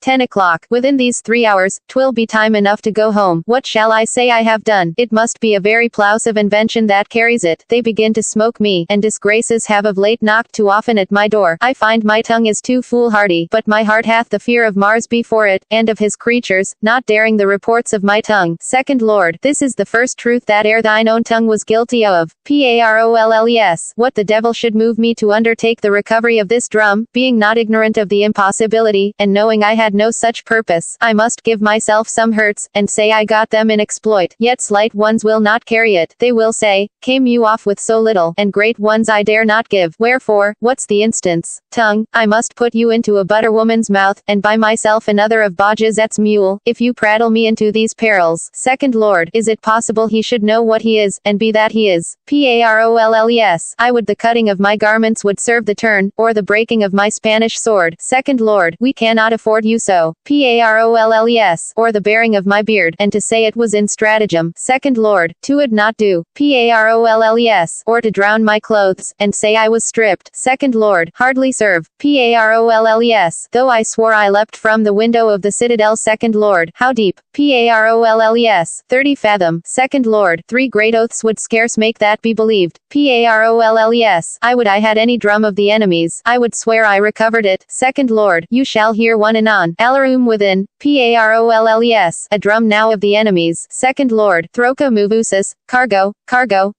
all, cargo, billion de par corbo, cargo, Parolles. Oh, ransom, do not hide mine eyes, they blindfold him. First soldier, Boskos Thromuldo Boskos, Parolles. I know you are the Muscos regiment, and I shall lose my life for want of language. If there be here German, or Dane, Low Dutch, Italian, or French, let him speak to me. I'll discover that which shall undo the Florentine. First soldier, Boskos Vavado. I understand thee, and can speak thy tongue. Curly Bonto, sir, betake thee to thy faith, for 17 poniards are at thy bosom. Parolles. Oh, first soldier, oh, pray, pray, pray. Monca Ravania Dulce. Second lord, Oscorbidulchos Valavorco. First soldier, the general is content to spare thee yet, and, hoodwinked as thou art, will lead thee on to gather from thee. Haply thou mayst inform something to save thy life. Parolles. Oh, let me live, and all the secrets of our camp I'll show, their force, their purposes. Nay, I'll speak that which you will wonder at. First soldier, but wilt thou faithfully? Parolles. If I do not, damn me. First soldier, Accordo Linta. Come on, thou art granted space. Exit. Parolles guarded. A short alarum within. Second lord, go, tell the Count Rousillon and my brother we have caught the woodcock, and will keep him muffled till we do hear from them. Second soldier, captain, I will. Second lord, a will betray us all unto ourselves, inform on that. Second soldier, so I will, sir. Second lord, till then I'll keep him dark and safely locked. Exeunt. Act 4, Scene 2, Florence, the widow's house. Enter Bertram and Diana. Bertram, they told me that your name was Fontabelle. Diana, no, my good lord. Diana, Bertram, titled goddess, and worth it, with addition. But, fair soul, in your fine frame hath love no quality. If the quick fire of youth light not your mind, you are no maiden, but a monument. When you are dead, you should be such a one as you are now, for you are cold and stern, and now you should be as your mother was when your sweet self was got. Diana, she then was honest. Bertram, so should you be. Diana, no, my mother did but duty, such, my lord, as you owe to your wife. Bertram, no more oath that, I prithee do not strive against my vows. I was compelled to her, but I love the by love's own sweet constraint, and will forever do thee all rights of service. Diana, I, so you serve us till we serve you, but when you have our roses you barely leave our thorns to prick ourselves, and mock us with our bareness. Bertram, how have I sworn? Diana, 'tis not the many oaths that makes the truth, but the plain single vow that is vowed true. What is not holy, that we swear not by, but take the highest to witness. Then, pray you, tell me, if I should swear by Jove's great attributes I loved you dearly, would you believe my oaths when I did love you ill? This has no holding, to swear by him whom I protest to love that I will work against him. Therefore your oaths are words and poor conditions, but unsealed at least in my opinion. Bertram, change it, be not so wholly cruel. Love is holy, and my integrity ne'er knew the crafts that you do charge men with. Stand no more off, but give thyself unto my sick desires. Who then recovers? Say thou art mine, and ever my love as it begins shall so persever. Diana, I see that men make ropes in such a scare that we'll forsake ourselves. Give me that ring. Bertram, I'll lend it thee, my dear, but have no power to give it from me. Diana, will you not, my lord? Bertram, it is an honor, longing to our house, bequeathed down from many ancestors, which were the greatest obloquy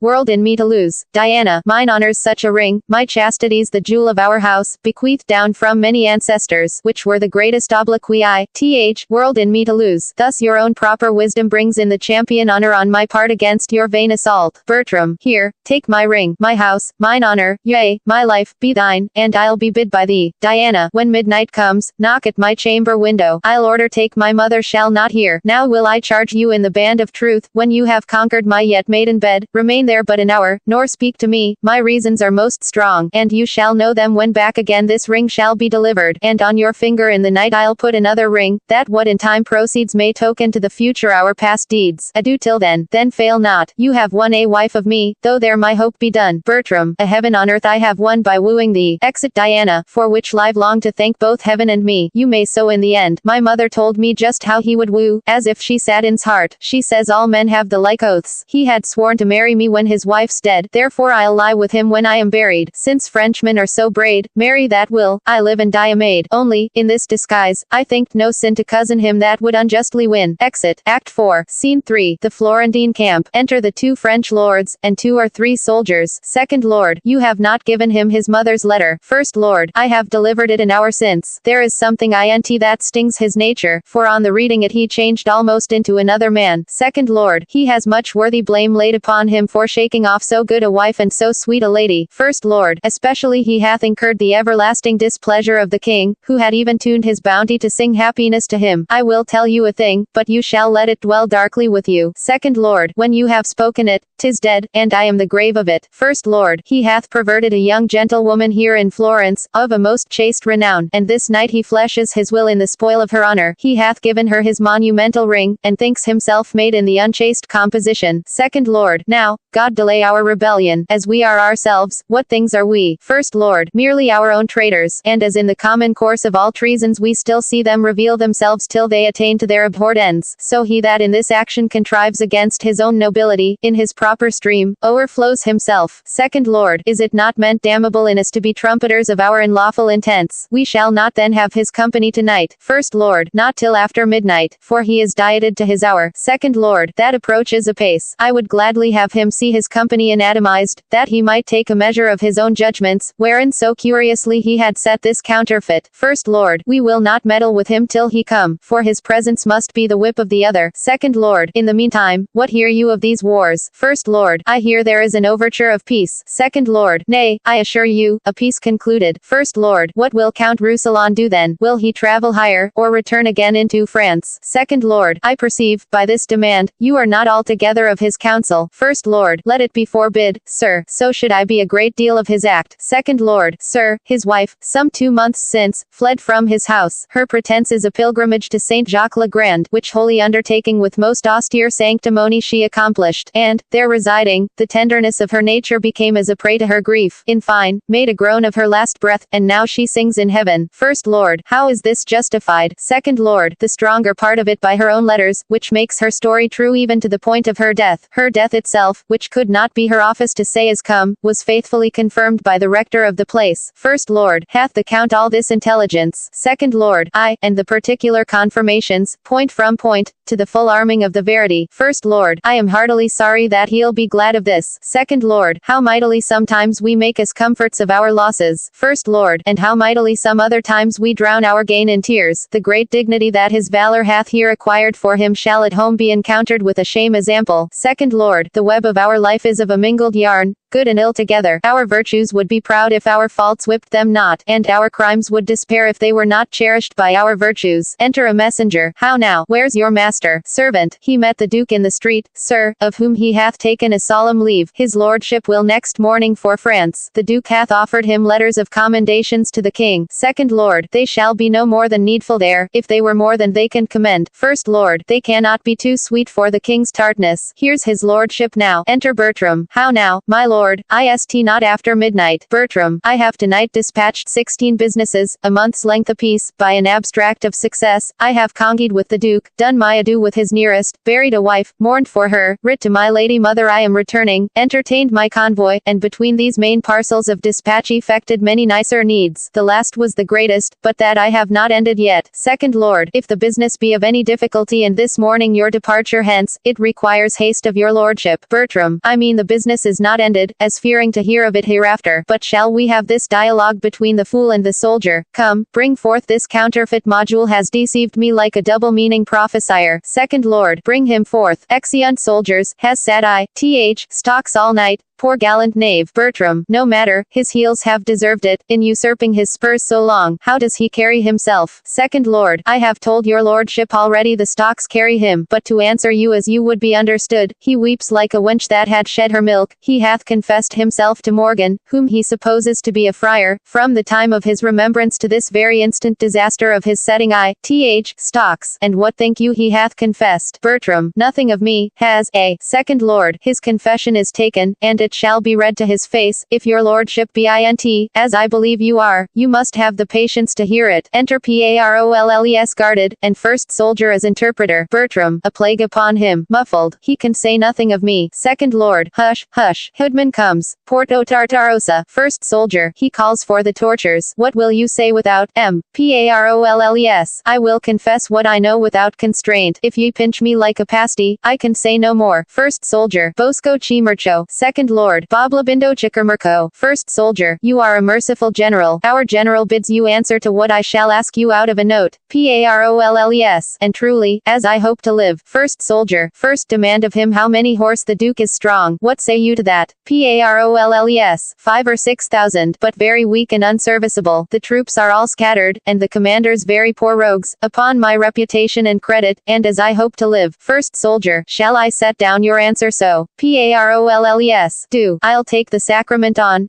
How and which way you will. Bertram, all's one to him. What a past saving slave is this? Second Lord, Yare deceived, my lord. This is Monsieur Paroles, the gallant militarist. That was his own phrase that had the whole theoric of war in the knot of his scarf, and the practice in the chap of his dagger. First Lord, I will never trust a man again for keeping his sword clean, nor believe he can have everything in him by wearing his apparel neatly. First soldier, well, that's set down. Parolles. 5 or 6,000 horse. I said I will say true, or thereabout set down, for I'll speak truth. Second Lord, he's very near the truth in this. Bertram, but I con him no thanks for't in the nature he delivers it. Parolles. Poor rogues I pray you say. First soldier, well, that's set down. Parolles. I humbly thank you, sir. A truth's a truth, the rogues are marvelous poor. First soldier, demand of him of what strength they are afoot. What say you to that? Parolles. By my troth, sir, if I were to live this present hour, I will tell true. Let me see. Spirio, 150. Sebastian, so many. Corambus, so many. Jacques, so many. Giltian, Cosmo, Lodowick, and Gratti, 250 each. Mine own company, Cheetofer, Vaumont, Benty, 250 each. So that the muster file, rotten and sound, upon my life, amounts not to 15,000 poll, half of the which dare not shake the snow from off their cassocks lest they shake themselves to pieces. Bertram, what shall be done to him? Second Lord, nothing, but let him have thanks. Demand of him my condition, and what credit I have with the Duke. First soldier, well, that's set down. You shall demand of him whether one Captain Dumaine B.I. Th. Camp, a Frenchman, what his reputation is with the Duke, what his valor, honesty, expertness in wars, or whether he thinks it were not possible, with well-weighing sums of gold, to corrupt him to a revolt. What say you to this? What do you know of it? Parolles. I beseech you, let me answer to the particular of the intergatories. Demand them singly. First soldier, do you know this Captain Dumaine? Parolles. I know him, was a botcher's prentice in Paris, from whence he was whipped for getting the Shreve's fool with child, a dumb innocent that could not say him nay. Bertram, nay, by your leave, hold your hands, though I know his brains are forfeit to the next tile that falls. First soldier, well, is this captain in the Duke of Florence's camp? Parolles. Upon my knowledge, he is, and lousy. Second Lord, nay, look not so upon me, we shall hear of your lordship anon. First soldier, what is his reputation with the Duke? Parolles. The Duke knows him for no other but a poor officer of mine, and writ to me this other day to turn him out.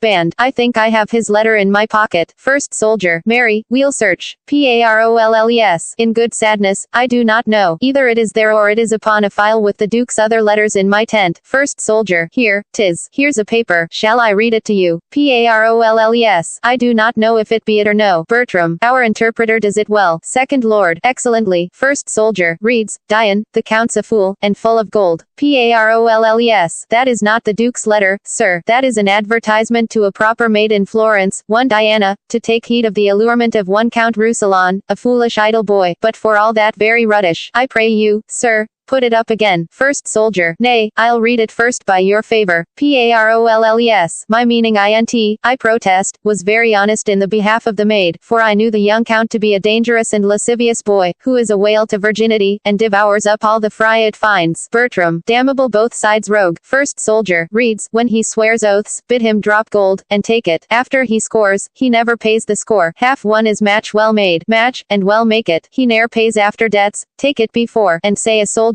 Dian, told thee this, men are to mell with, boys are not to kiss. For count of this, the Count's a fool, I know it, who pays before, but not when he does owe it. Thine, as he vowed to thee in thine ear. Parolles. Bertram, he shall be whipped through the army with this rhyme in's forehead. First Lord, this is your devoted friend, sir, the manifold linguist, and the omnipotent soldier. Bertram, I could endure anything before but a cat, and now he's a cat to me. First soldier, I perceive, sir, by our general's looks we shall be fain to hang you. Parolles. PAROLLES, my life, sir, in any case, not that I am afraid to die, but that, my offenses being many, I would repent out the remainder of nature. Let me live, sir, in a dungeon, stocks, or anywhere, so I may live. First soldier, we'll see what may be done, so you confess freely. Therefore, once more to this Captain Dumaine, you have answered to his reputation with the Duke, and to his valor. What is his honesty? PAROLLES, he will steal, sir, an egg out of a cloister. For rapes and ravishments he parallels Nessus. He professes not keeping of oaths. In breaking, he is stronger than Hercules. He will lie, sir, with such volubility that you would think truth were a fool. Drunkenness is his best virtue, for he will be swine drunk, and in his sleep he does little harm, save to his bedclothes about him. But they know his conditions and lay him in straw. I have but little more to say, sir, of his honesty. He has everything that an honest man should not have. What an honest man should have he has nothing. Second Lord, I begin to love him for this. Bertram, for this description of thine honesty. A pox upon him. For me, he's more and more a cat. First soldier, what say you to his expertness in war? PAROLLES, faith, sir, has led the drum before the English tragedians to belie him. I will not, and more of his soldiership I know not, except in that country he had the honor to be the officer at a place there called Milan to instruct for the doubling of files. I would do the man what honor I can, but of this I am not certain. Second Lord, he hath outvillained villainy so far that the rarity redeems him. Bertram, a pox on him, he's a cat still. First soldier, his qualities being at this poor price, I need not to ask you if gold will corrupt him to revolt. PAROLLES, sir, for a cardicu he will sell the fee simple of his salvation, the inheritance of it, and cut entail from all remainders in a perpetual succession for it perpetually. First soldier, what's his brother, the other Captain Dumaine? First Lord, why does he ask him of me? First soldier, what's he? PAROLLES, Enacroo, same nest, not altogether so great as the first in goodness, but greater a great deal in evil. He excels his brother for a coward, yet his brother is reputed one of the best, that is, in a retreat he outruns any lackey. Marry, in coming on he has the cramp. First soldier, if your life be saved, will you undertake to betray the Florentine? PAROLLES, I, and the captain of his horse, Count Rousillon. First soldier, I'll whisper with the general, and know his pleasure. PAROLLES, aside, I'll no more drumming, a plague of all drums, only to seem to deserve well, and to beguile the supposition of that lascivious young boy the Count, have I run into this danger, yet who would have suspected an ambush where I was taken? First soldier, there is no remedy, sir, but you must die. The general says you that have so traitorously discovered the secrets of your army, and made such pestiferous reports of men very nobly held, can serve the world for no honest use. Therefore you must die. Come, headsman, of with his head. PAROLLES, O Lord, sir, let me live, or let me see my death. First soldier, that shall you, and take your leave of all your friends. Unmuffling him, so look about you. Know you any here? Bertram, good morrow, noble captain. First Lord, God bless you, Captain Paroles. Second Lord, God save you, noble captain. First Lord, Captain, what greeting will you to my Lord Lafeu? I am for France. Second Lord, good captain, will you give me a copy of the sonnet you writ to Diana in behalf of the Count Rousillon? An I were not a very coward I'd compel it of you, but fare you well. Exeunt Bertram and Lord's first soldier. You are undone, Captain, all but your scarf, that has a knot on, yet. PAROLLES, who cannot be crushed with a plot. First soldier, if you could find out a country where but women were that had received so much shame, you might begin an impudent nation. Fare ye well, sir, I am for France too, we shall speak of you there. Exit with soldiers. PAROLLES, yet am I thankful, if my heart were great, twould burst at this. Captain, I'll be no more, but I will eat, and drink, and sleep as soft as Captain shall. Simply the thing I am shall make me live. Who knows himself a braggart, let him fear this, for it will come to pass that every braggart shall be found an ass. Rust, sword, cool, blushes, and,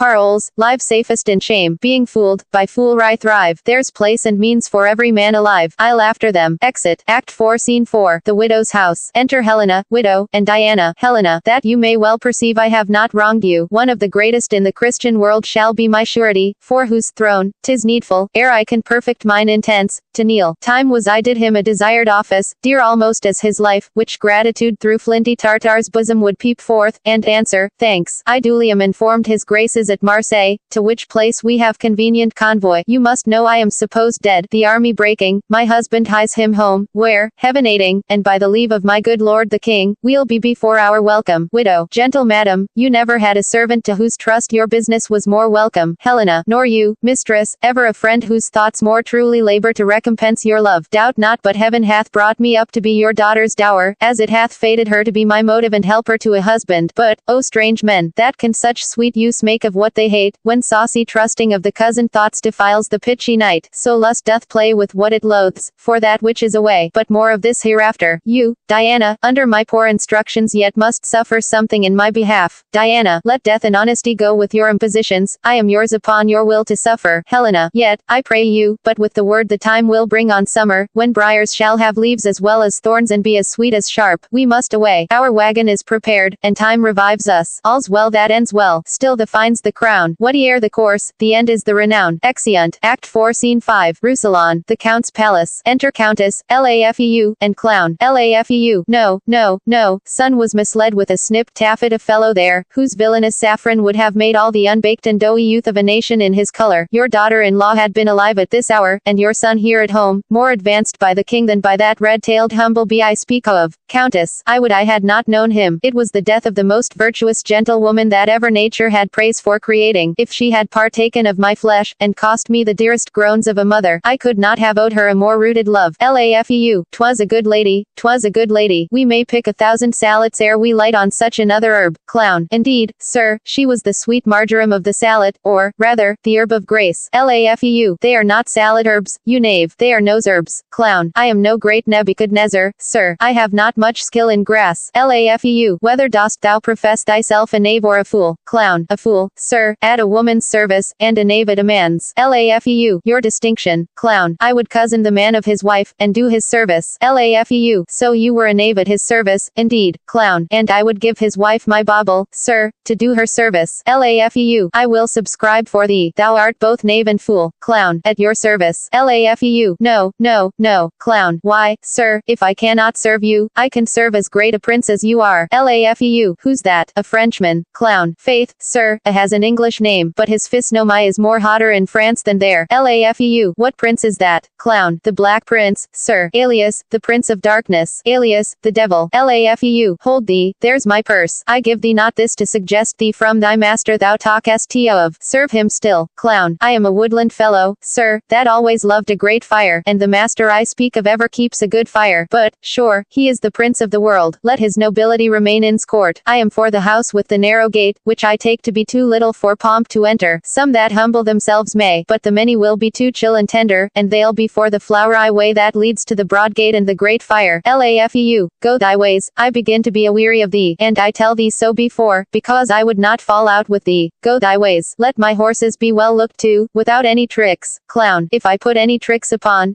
sir, they shall be jades tricks, which are their own right by the law of nature. Exit Laufeu. A shrewd knave, and an unhappy Countess. So, is, my lord that's gone made himself much sport out of him. By his authority he remains here, which he thinks is a patent for his sauciness, and indeed he has no pace, but runs where he will. Laufeu. I like him well, 'tis not amiss, and I was about to tell you, since I heard of the good lady's death, and that my lord your son was upon his return home, I moved the king my master to speak in the behalf of my daughter, which, in the minority of them both, his majesty out of a self-gracious remembrance did first propose. His highness hath promised me to do it, and, to stop up the displeasure he hath conceived against your son, there is no fitter matter. How does your ladyship like it? Countess. With very much content, my lord, and I wish it happily effected. Laufeu. His highness comes post from Marseille, of as able body as when he numbered 30, will be here tomorrow, or I am deceived by him that in such intelligence hath seldom failed. Countess. It rejoices me that I hope I shall see him ere I die. I have letters that my son will be here tonight. I shall beseech your lordship to remain with me till they meet together. Laufeu. Madam, I was thinking with what manners I might safely be admitted. Countess. You need but plead your honorable privilege. Laufeu. Lady, of that I have made a bold charter, but, I thank my God, it holds yet. Re-enter Clown. Clown. Oh madam, yonder's my lord your son with a patch of velvet on's face, whether there be a scar under, t or no, the velvet knows, but, 'tis a goodly patch of velvet. His left cheek is a cheek of 2 pile and a half, but his right cheek is worn bare. Laufeu. A scar nobly got, or a noble scar, is a good livery of honor, so belike is that. Clown. but it is your carbonadoed face. Laugh,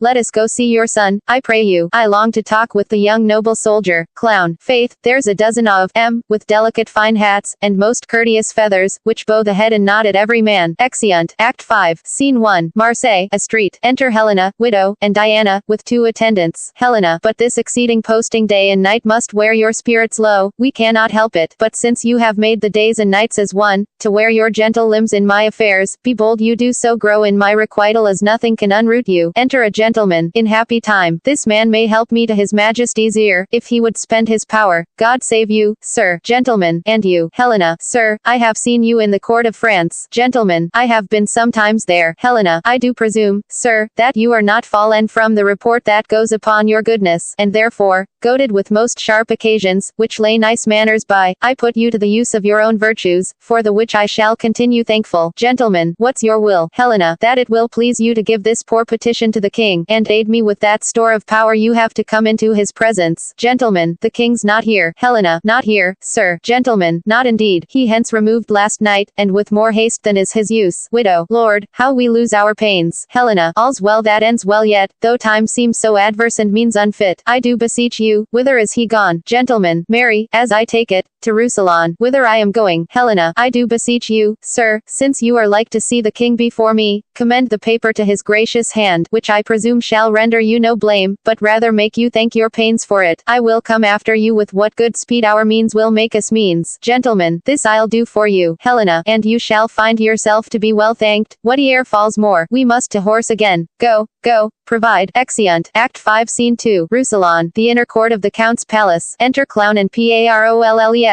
Parolles. Good Monsieur Lavache, give my Lord Lafeu this letter. I have ere now, sir, been better known to you, when I have held familiarity with fresher clothes, but I am now, sir, muddied in Fortune's mood, and smell somewhat strong of her strong displeasure. Clown. Truly, Fortune's displeasure is but sluttish, if it smells so strongly as thou speak'st of. I will henceforth eat no fish of Fortune's buttering. Prithee, allow the wind. Parolles. Nay, you need not to stop your nose, sir. I spake but by a metaphor. Clown. Indeed, sir, if your metaphor stink, I will stop my nose, or against any man's metaphor. Prithee, get thee further. Parolles. Pray you, sir, deliver me this paper. Clown. Foe. Prithee stand away. A paper from Fortune's close stool to give to a nobleman. Look here he comes himself. Enter Laugh. Here is a purr of Fortune's, sir, or of Fortune's cat, but not a musk cat, that has fallen into the unclean fish pond of her displeasure, and, as he says, is muddied withal. Pray you, sir, use the carp as you may, for he looks like a poor, decayed, ingenious, foolish, rascally knave. I do pity his distress in my similes of comfort, and leave him to your lordship. Exit Parolles. My lord, I am a man whom fortune hath cruelly scratched. Laugh.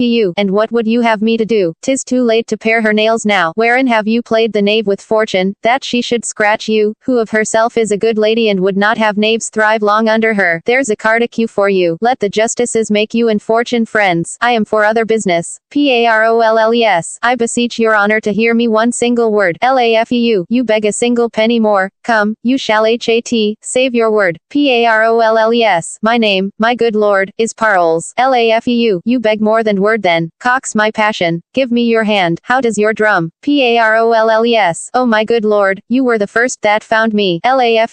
Was I, in sooth, and I was the first that lost thee. Parolles. It lies in you, my lord, to bring me in some grace, for you did bring me out. Laugh. Out upon thee, knave, dost thou put upon me at once both the office of God and the devil. One brings thee in grace, and the other brings thee out. Trumpets sound, the king's coming. I know by his trumpets. Sirrah, inquire further after me. I had talk of you last night. Though you are a fool and a knave, you shall eat. Go to, follow. Parolles. I praise God for you. Exeunt. Act 5 Scene 3. Rousillon, the Count's palace. Flourish. Enter King, Countess, Laugh. The 2 French lords, with attendants. King. We lost a jewel of her, and our esteem was made much poorer by it, but your son, as mad in folly, lacked the sense to know her estimation home. Countess. 'Tis past, my liege, and I beseech your majesty to make it natural rebellion. Done I, blaze of youth, when oil and fire, too strong for reason's force, o'er forbears it and burns on. King, my honored lady, I have forgiven and forgotten all, though my revenges were high bent upon him and watched the time to shoot. Lafeu. This I must say, but first, I beg my pardon. The young lord did to his majesty, his mother, and his lady, offense of mighty note, but to himself the greatest wrong of all. He lost a wife whose beauty did astonish the survey of richest eyes, whose words all ears took captive, whose dear perfection hearts that scorned to serve humbly called mistress. King, praising what is lost makes the remembrance dear. Well, call him hither. We are reconciled, and the first view shall kill all repetition. Let him not ask our pardon. The nature of his great offense is dead, and deeper than oblivion do we bury incensing relics of it. Let him approach, a stranger, no offender, and inform him so. 'Tis our will he should. Gentlemen, I shall, my liege. Exit. Gentleman. King, what says he to your daughter? Have you spoke? Lafeu. All that he is hath reference to your highness. King, then shall we have a match. I have letters sent me that sets him high in fame. Enter Bertram. Lafeu. He looks well on. King, I am not a day of season, for thou mayst see a sunshine and a hail in me at once, but to the brightest beams distracted clouds give way. So stand thou forth. The time is fair again. Bertram, my high repented blames, dear sovereign, pardon to me. King, all is whole. Not one word more of the consumed time. Let's take the instant by the forward top, for we are old, and on our quickst decrees inaudible and noiseless foot of time steals ere we can effect them. You remember the daughter of this lord. Bertram, admiringly, my liege. At first I stuck my choice upon her, ere my heart durst make too bold herald of my tongue, where the impression of mine eye in fixing, contempt his scornful perspective did lend me, which warped the line of every other favor, scorned a fair color or expressed it stolen, extended or contracted all proportions to a most hideous object. Thence it came that she whom all men praised, and whom myself, since I have lost, have loved, was in mine eye the dust that did offend it. King, well excused, that thou didst love her, strikes some scores away from the great compt, but love that comes too late, like a remorseful pardon slowly carried, to the great sender turns a sour offense, crying, that's good, that's gone. Our rash faults make trivial price of serious things we have, not knowing them until we know their grave. Oft our displeasures, to ourselves unjust, destroy our friends, and after weep their dust. Our own love waking cries to see what's done, while shameful hate sleeps out the afternoon. Be this sweet Helen's knell, and now forget her. Send forth your amorous token for fair Maudlin. The main consents are had, and here we'll stay to see our widower's second marriage day. Countess, which better than the first, oh dear heaven, bless, or, ere they meet, in me, oh nature, cessa. Lafeu. Come on, my son, in whom my house's name must be digested. Give a favor from you, to sparkle in the spirits of my daughter, that she may quickly come. Bertram gives a ring, by my old beard, and every hair that's on,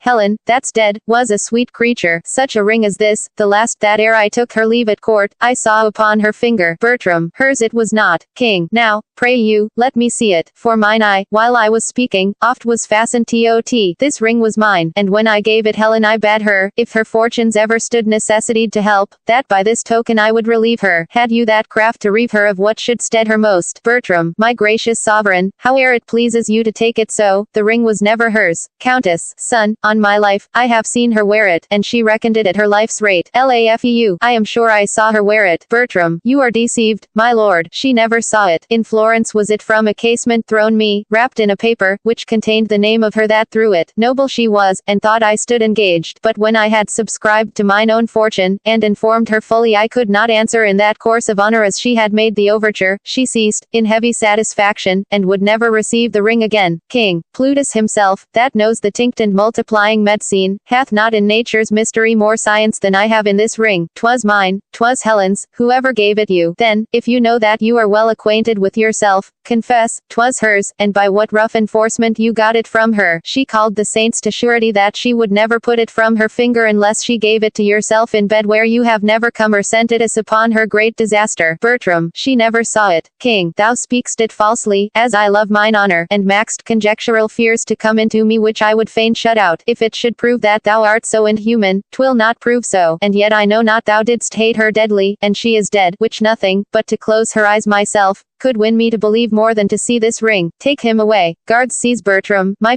past proofs, howe'er the matter fall, shall tax my fears of little vanity, having vainly feared too little. Away with him. We'll sift this matter further. Bertram, if you shall prove this ring was ever hers, you shall as easy prove that I husbanded her bed in Florence, where she yet never was. Exit. Guarded king, I am wrapped in dismal thinkings. Enter a gentleman. Gentleman, gracious sovereign, whether I have been to blame or no, I know not. Here's a petition from a Florentine, who hath, for 4 or 5 removes, come short to tender it herself. I undertook it, vanquished thereto by the fair grace and speech of the poor suppliant, who by this, I know, is here attending. Her business looks in her with an importing visage, and she told me in a sweet verbal brief it did concern your highness with herself. King reads the letter. Upon his many protestations to marry me when his wife was dead, I blush to say it, he won me. Now is the Count Roussillon a widower, his vows are forfeited to me, and my honors paid to him. He stole from Florence, taking no leave, and I follow him to his country for justice. Grant it me, O king, in you it best lies, otherwise a seducer flourishes, and a poor maid is undone. Diana Capilet, Laufeu, I will buy me a son-in-law in a fair, and toll for this, I'll none of him. King, the heavens have thought well on thee, Laufeu, to bring forth this discovery. Seek these suitors, go speedily, and bring again the count. Exeunt attendants. I am afeard the life of Helen, lady, was foully snatched. Countess, now, justice on the doers. Enter Bertram. Guarded king, I wonder, sir, sith wives are monsters to you, and that you fly them as you swear them lordship, yet you desire to marry. Enter widow and Diana. What woman's that? Diana, I am, my lord, a wretched Florentine, derived from the ancient Capulet. My suit, as I do understand, you know, and therefore know how far I may be pitied. Widow, I am her mother, sir, whose age and honor both suffer under this complaint we bring, and both shall cease, without your remedy. King, come hither. Count, do you know these women? Bertram, my lord, I neither can nor will deny but that I know them. Do they charge me further? Diana, why do you look so strange upon your wife? Bertram, she's none of mine, my lord. Diana, if you shall marry, you give away this hand, and that is mine. You give away heaven's vows, and those are mine. You give away myself, which is known mine, for I by vow am so embodied yours that she which marries you must marry me, either both or none. Laufeu, to Bertram, your reputation comes too short for my daughter. You are no husband for her. Bertram, my lord, this is a fond and disparate creature whom sometime I have laughed with. Let your highness lay a more noble thought upon mine honor than for to think that I would sink it here. King, sir, for my thoughts, you have them ill to friend till your deeds gain them. Fairer prove your honor than in my thought it lies. Diana, good my lord, ask him upon his oath if he does think he had not my virginity. King, what sayst thou to her? Bertram, she's impudent, my lord, and was a common gamester to the camp. Diana, he does me wrong, my lord. If I were so he might have bought me at a common price. Do not believe him. Oh, behold this ring, whose high respect and rich validity did lack a parallel. Yet, for all that, he gave it to a commoner.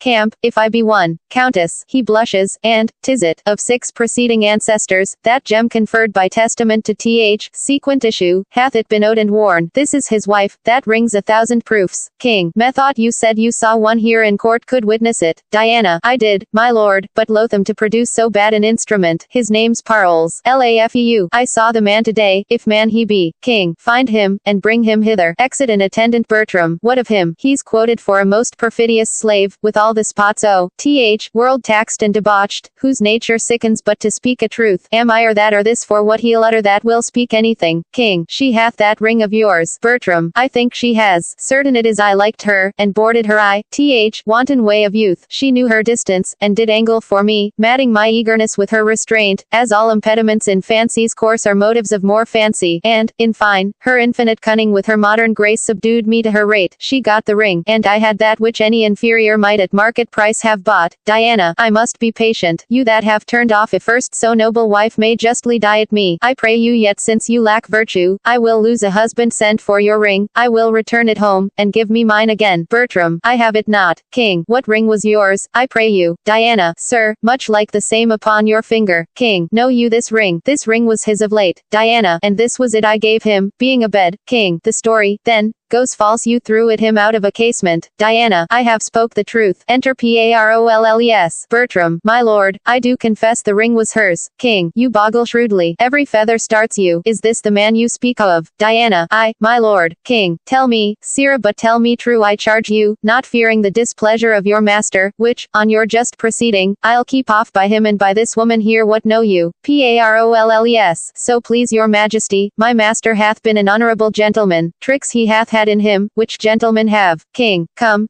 to th, purpose. Did he love this woman? Parolles. Faith, sir, he did love her. But how? King. How, I pray you? Parolles. He did love her, sir, as a gentleman loves a woman. King. How is that? Parolles. He loved her, sir, and loved her not. King. As thou art a knave and no knave. What an equivocal companion is this? Parolles. I am a poor man, and at your majesty's command. Lafeu. He's a good drum, my lord, but a naughty orator. Diana. Do you know he promised me marriage? Parolles. Faith, I know more than I'll speak. King. But wilt thou not speak all thou knowest? Parolles. Yes, so please your majesty. I did go between them, as I said, but more than that, he loved her, for indeed he was mad for her, and talked of Satan, and of limbo, and of furies, and I know not what. Yet I was in that credit with them at that time that I knew of their going to bed, and of other motions, as promising her marriage, and things which would derive me ill will to speak of. Therefore I will not speak what I know. King. Thou hast spoken all already, unless thou canst say they are married, but thou art too fine in thy evidence. Therefore stand aside. This ring, you say, was yours. Diana. I, my good lord. King. Where did you buy it? Or who gave it you? Diana. It was not given me, nor I did not buy it. King. Who lent it you? Diana. It was not lent me neither. King. Where did you find it then? Diana. I found it not. King. If it were yours by none of all these ways, how could you give it him? Diana. I never gave it him. Lafeu. This woman's an easy glove, my lord. She goes of an on it pleasure. King. This ring was mine. I gave it his first wife. Diana. It might be yours or hers, for aught I know. King. Take her away. I do not like her now. To prison with her, and away with him, unless thou tell'st me where thou hadst this ring, thou deest within this hour. Diana. I'll never tell you. King. Take her away. Diana. I'll put in bail, my liege. King. I think thee now some common customer. Diana. By Jove, if ever I knew man, 'twas you. King. Wherefore hast thou accused him all this while? Diana. Because he's guilty, and he is not guilty. He knows I am no maid, and he'll swear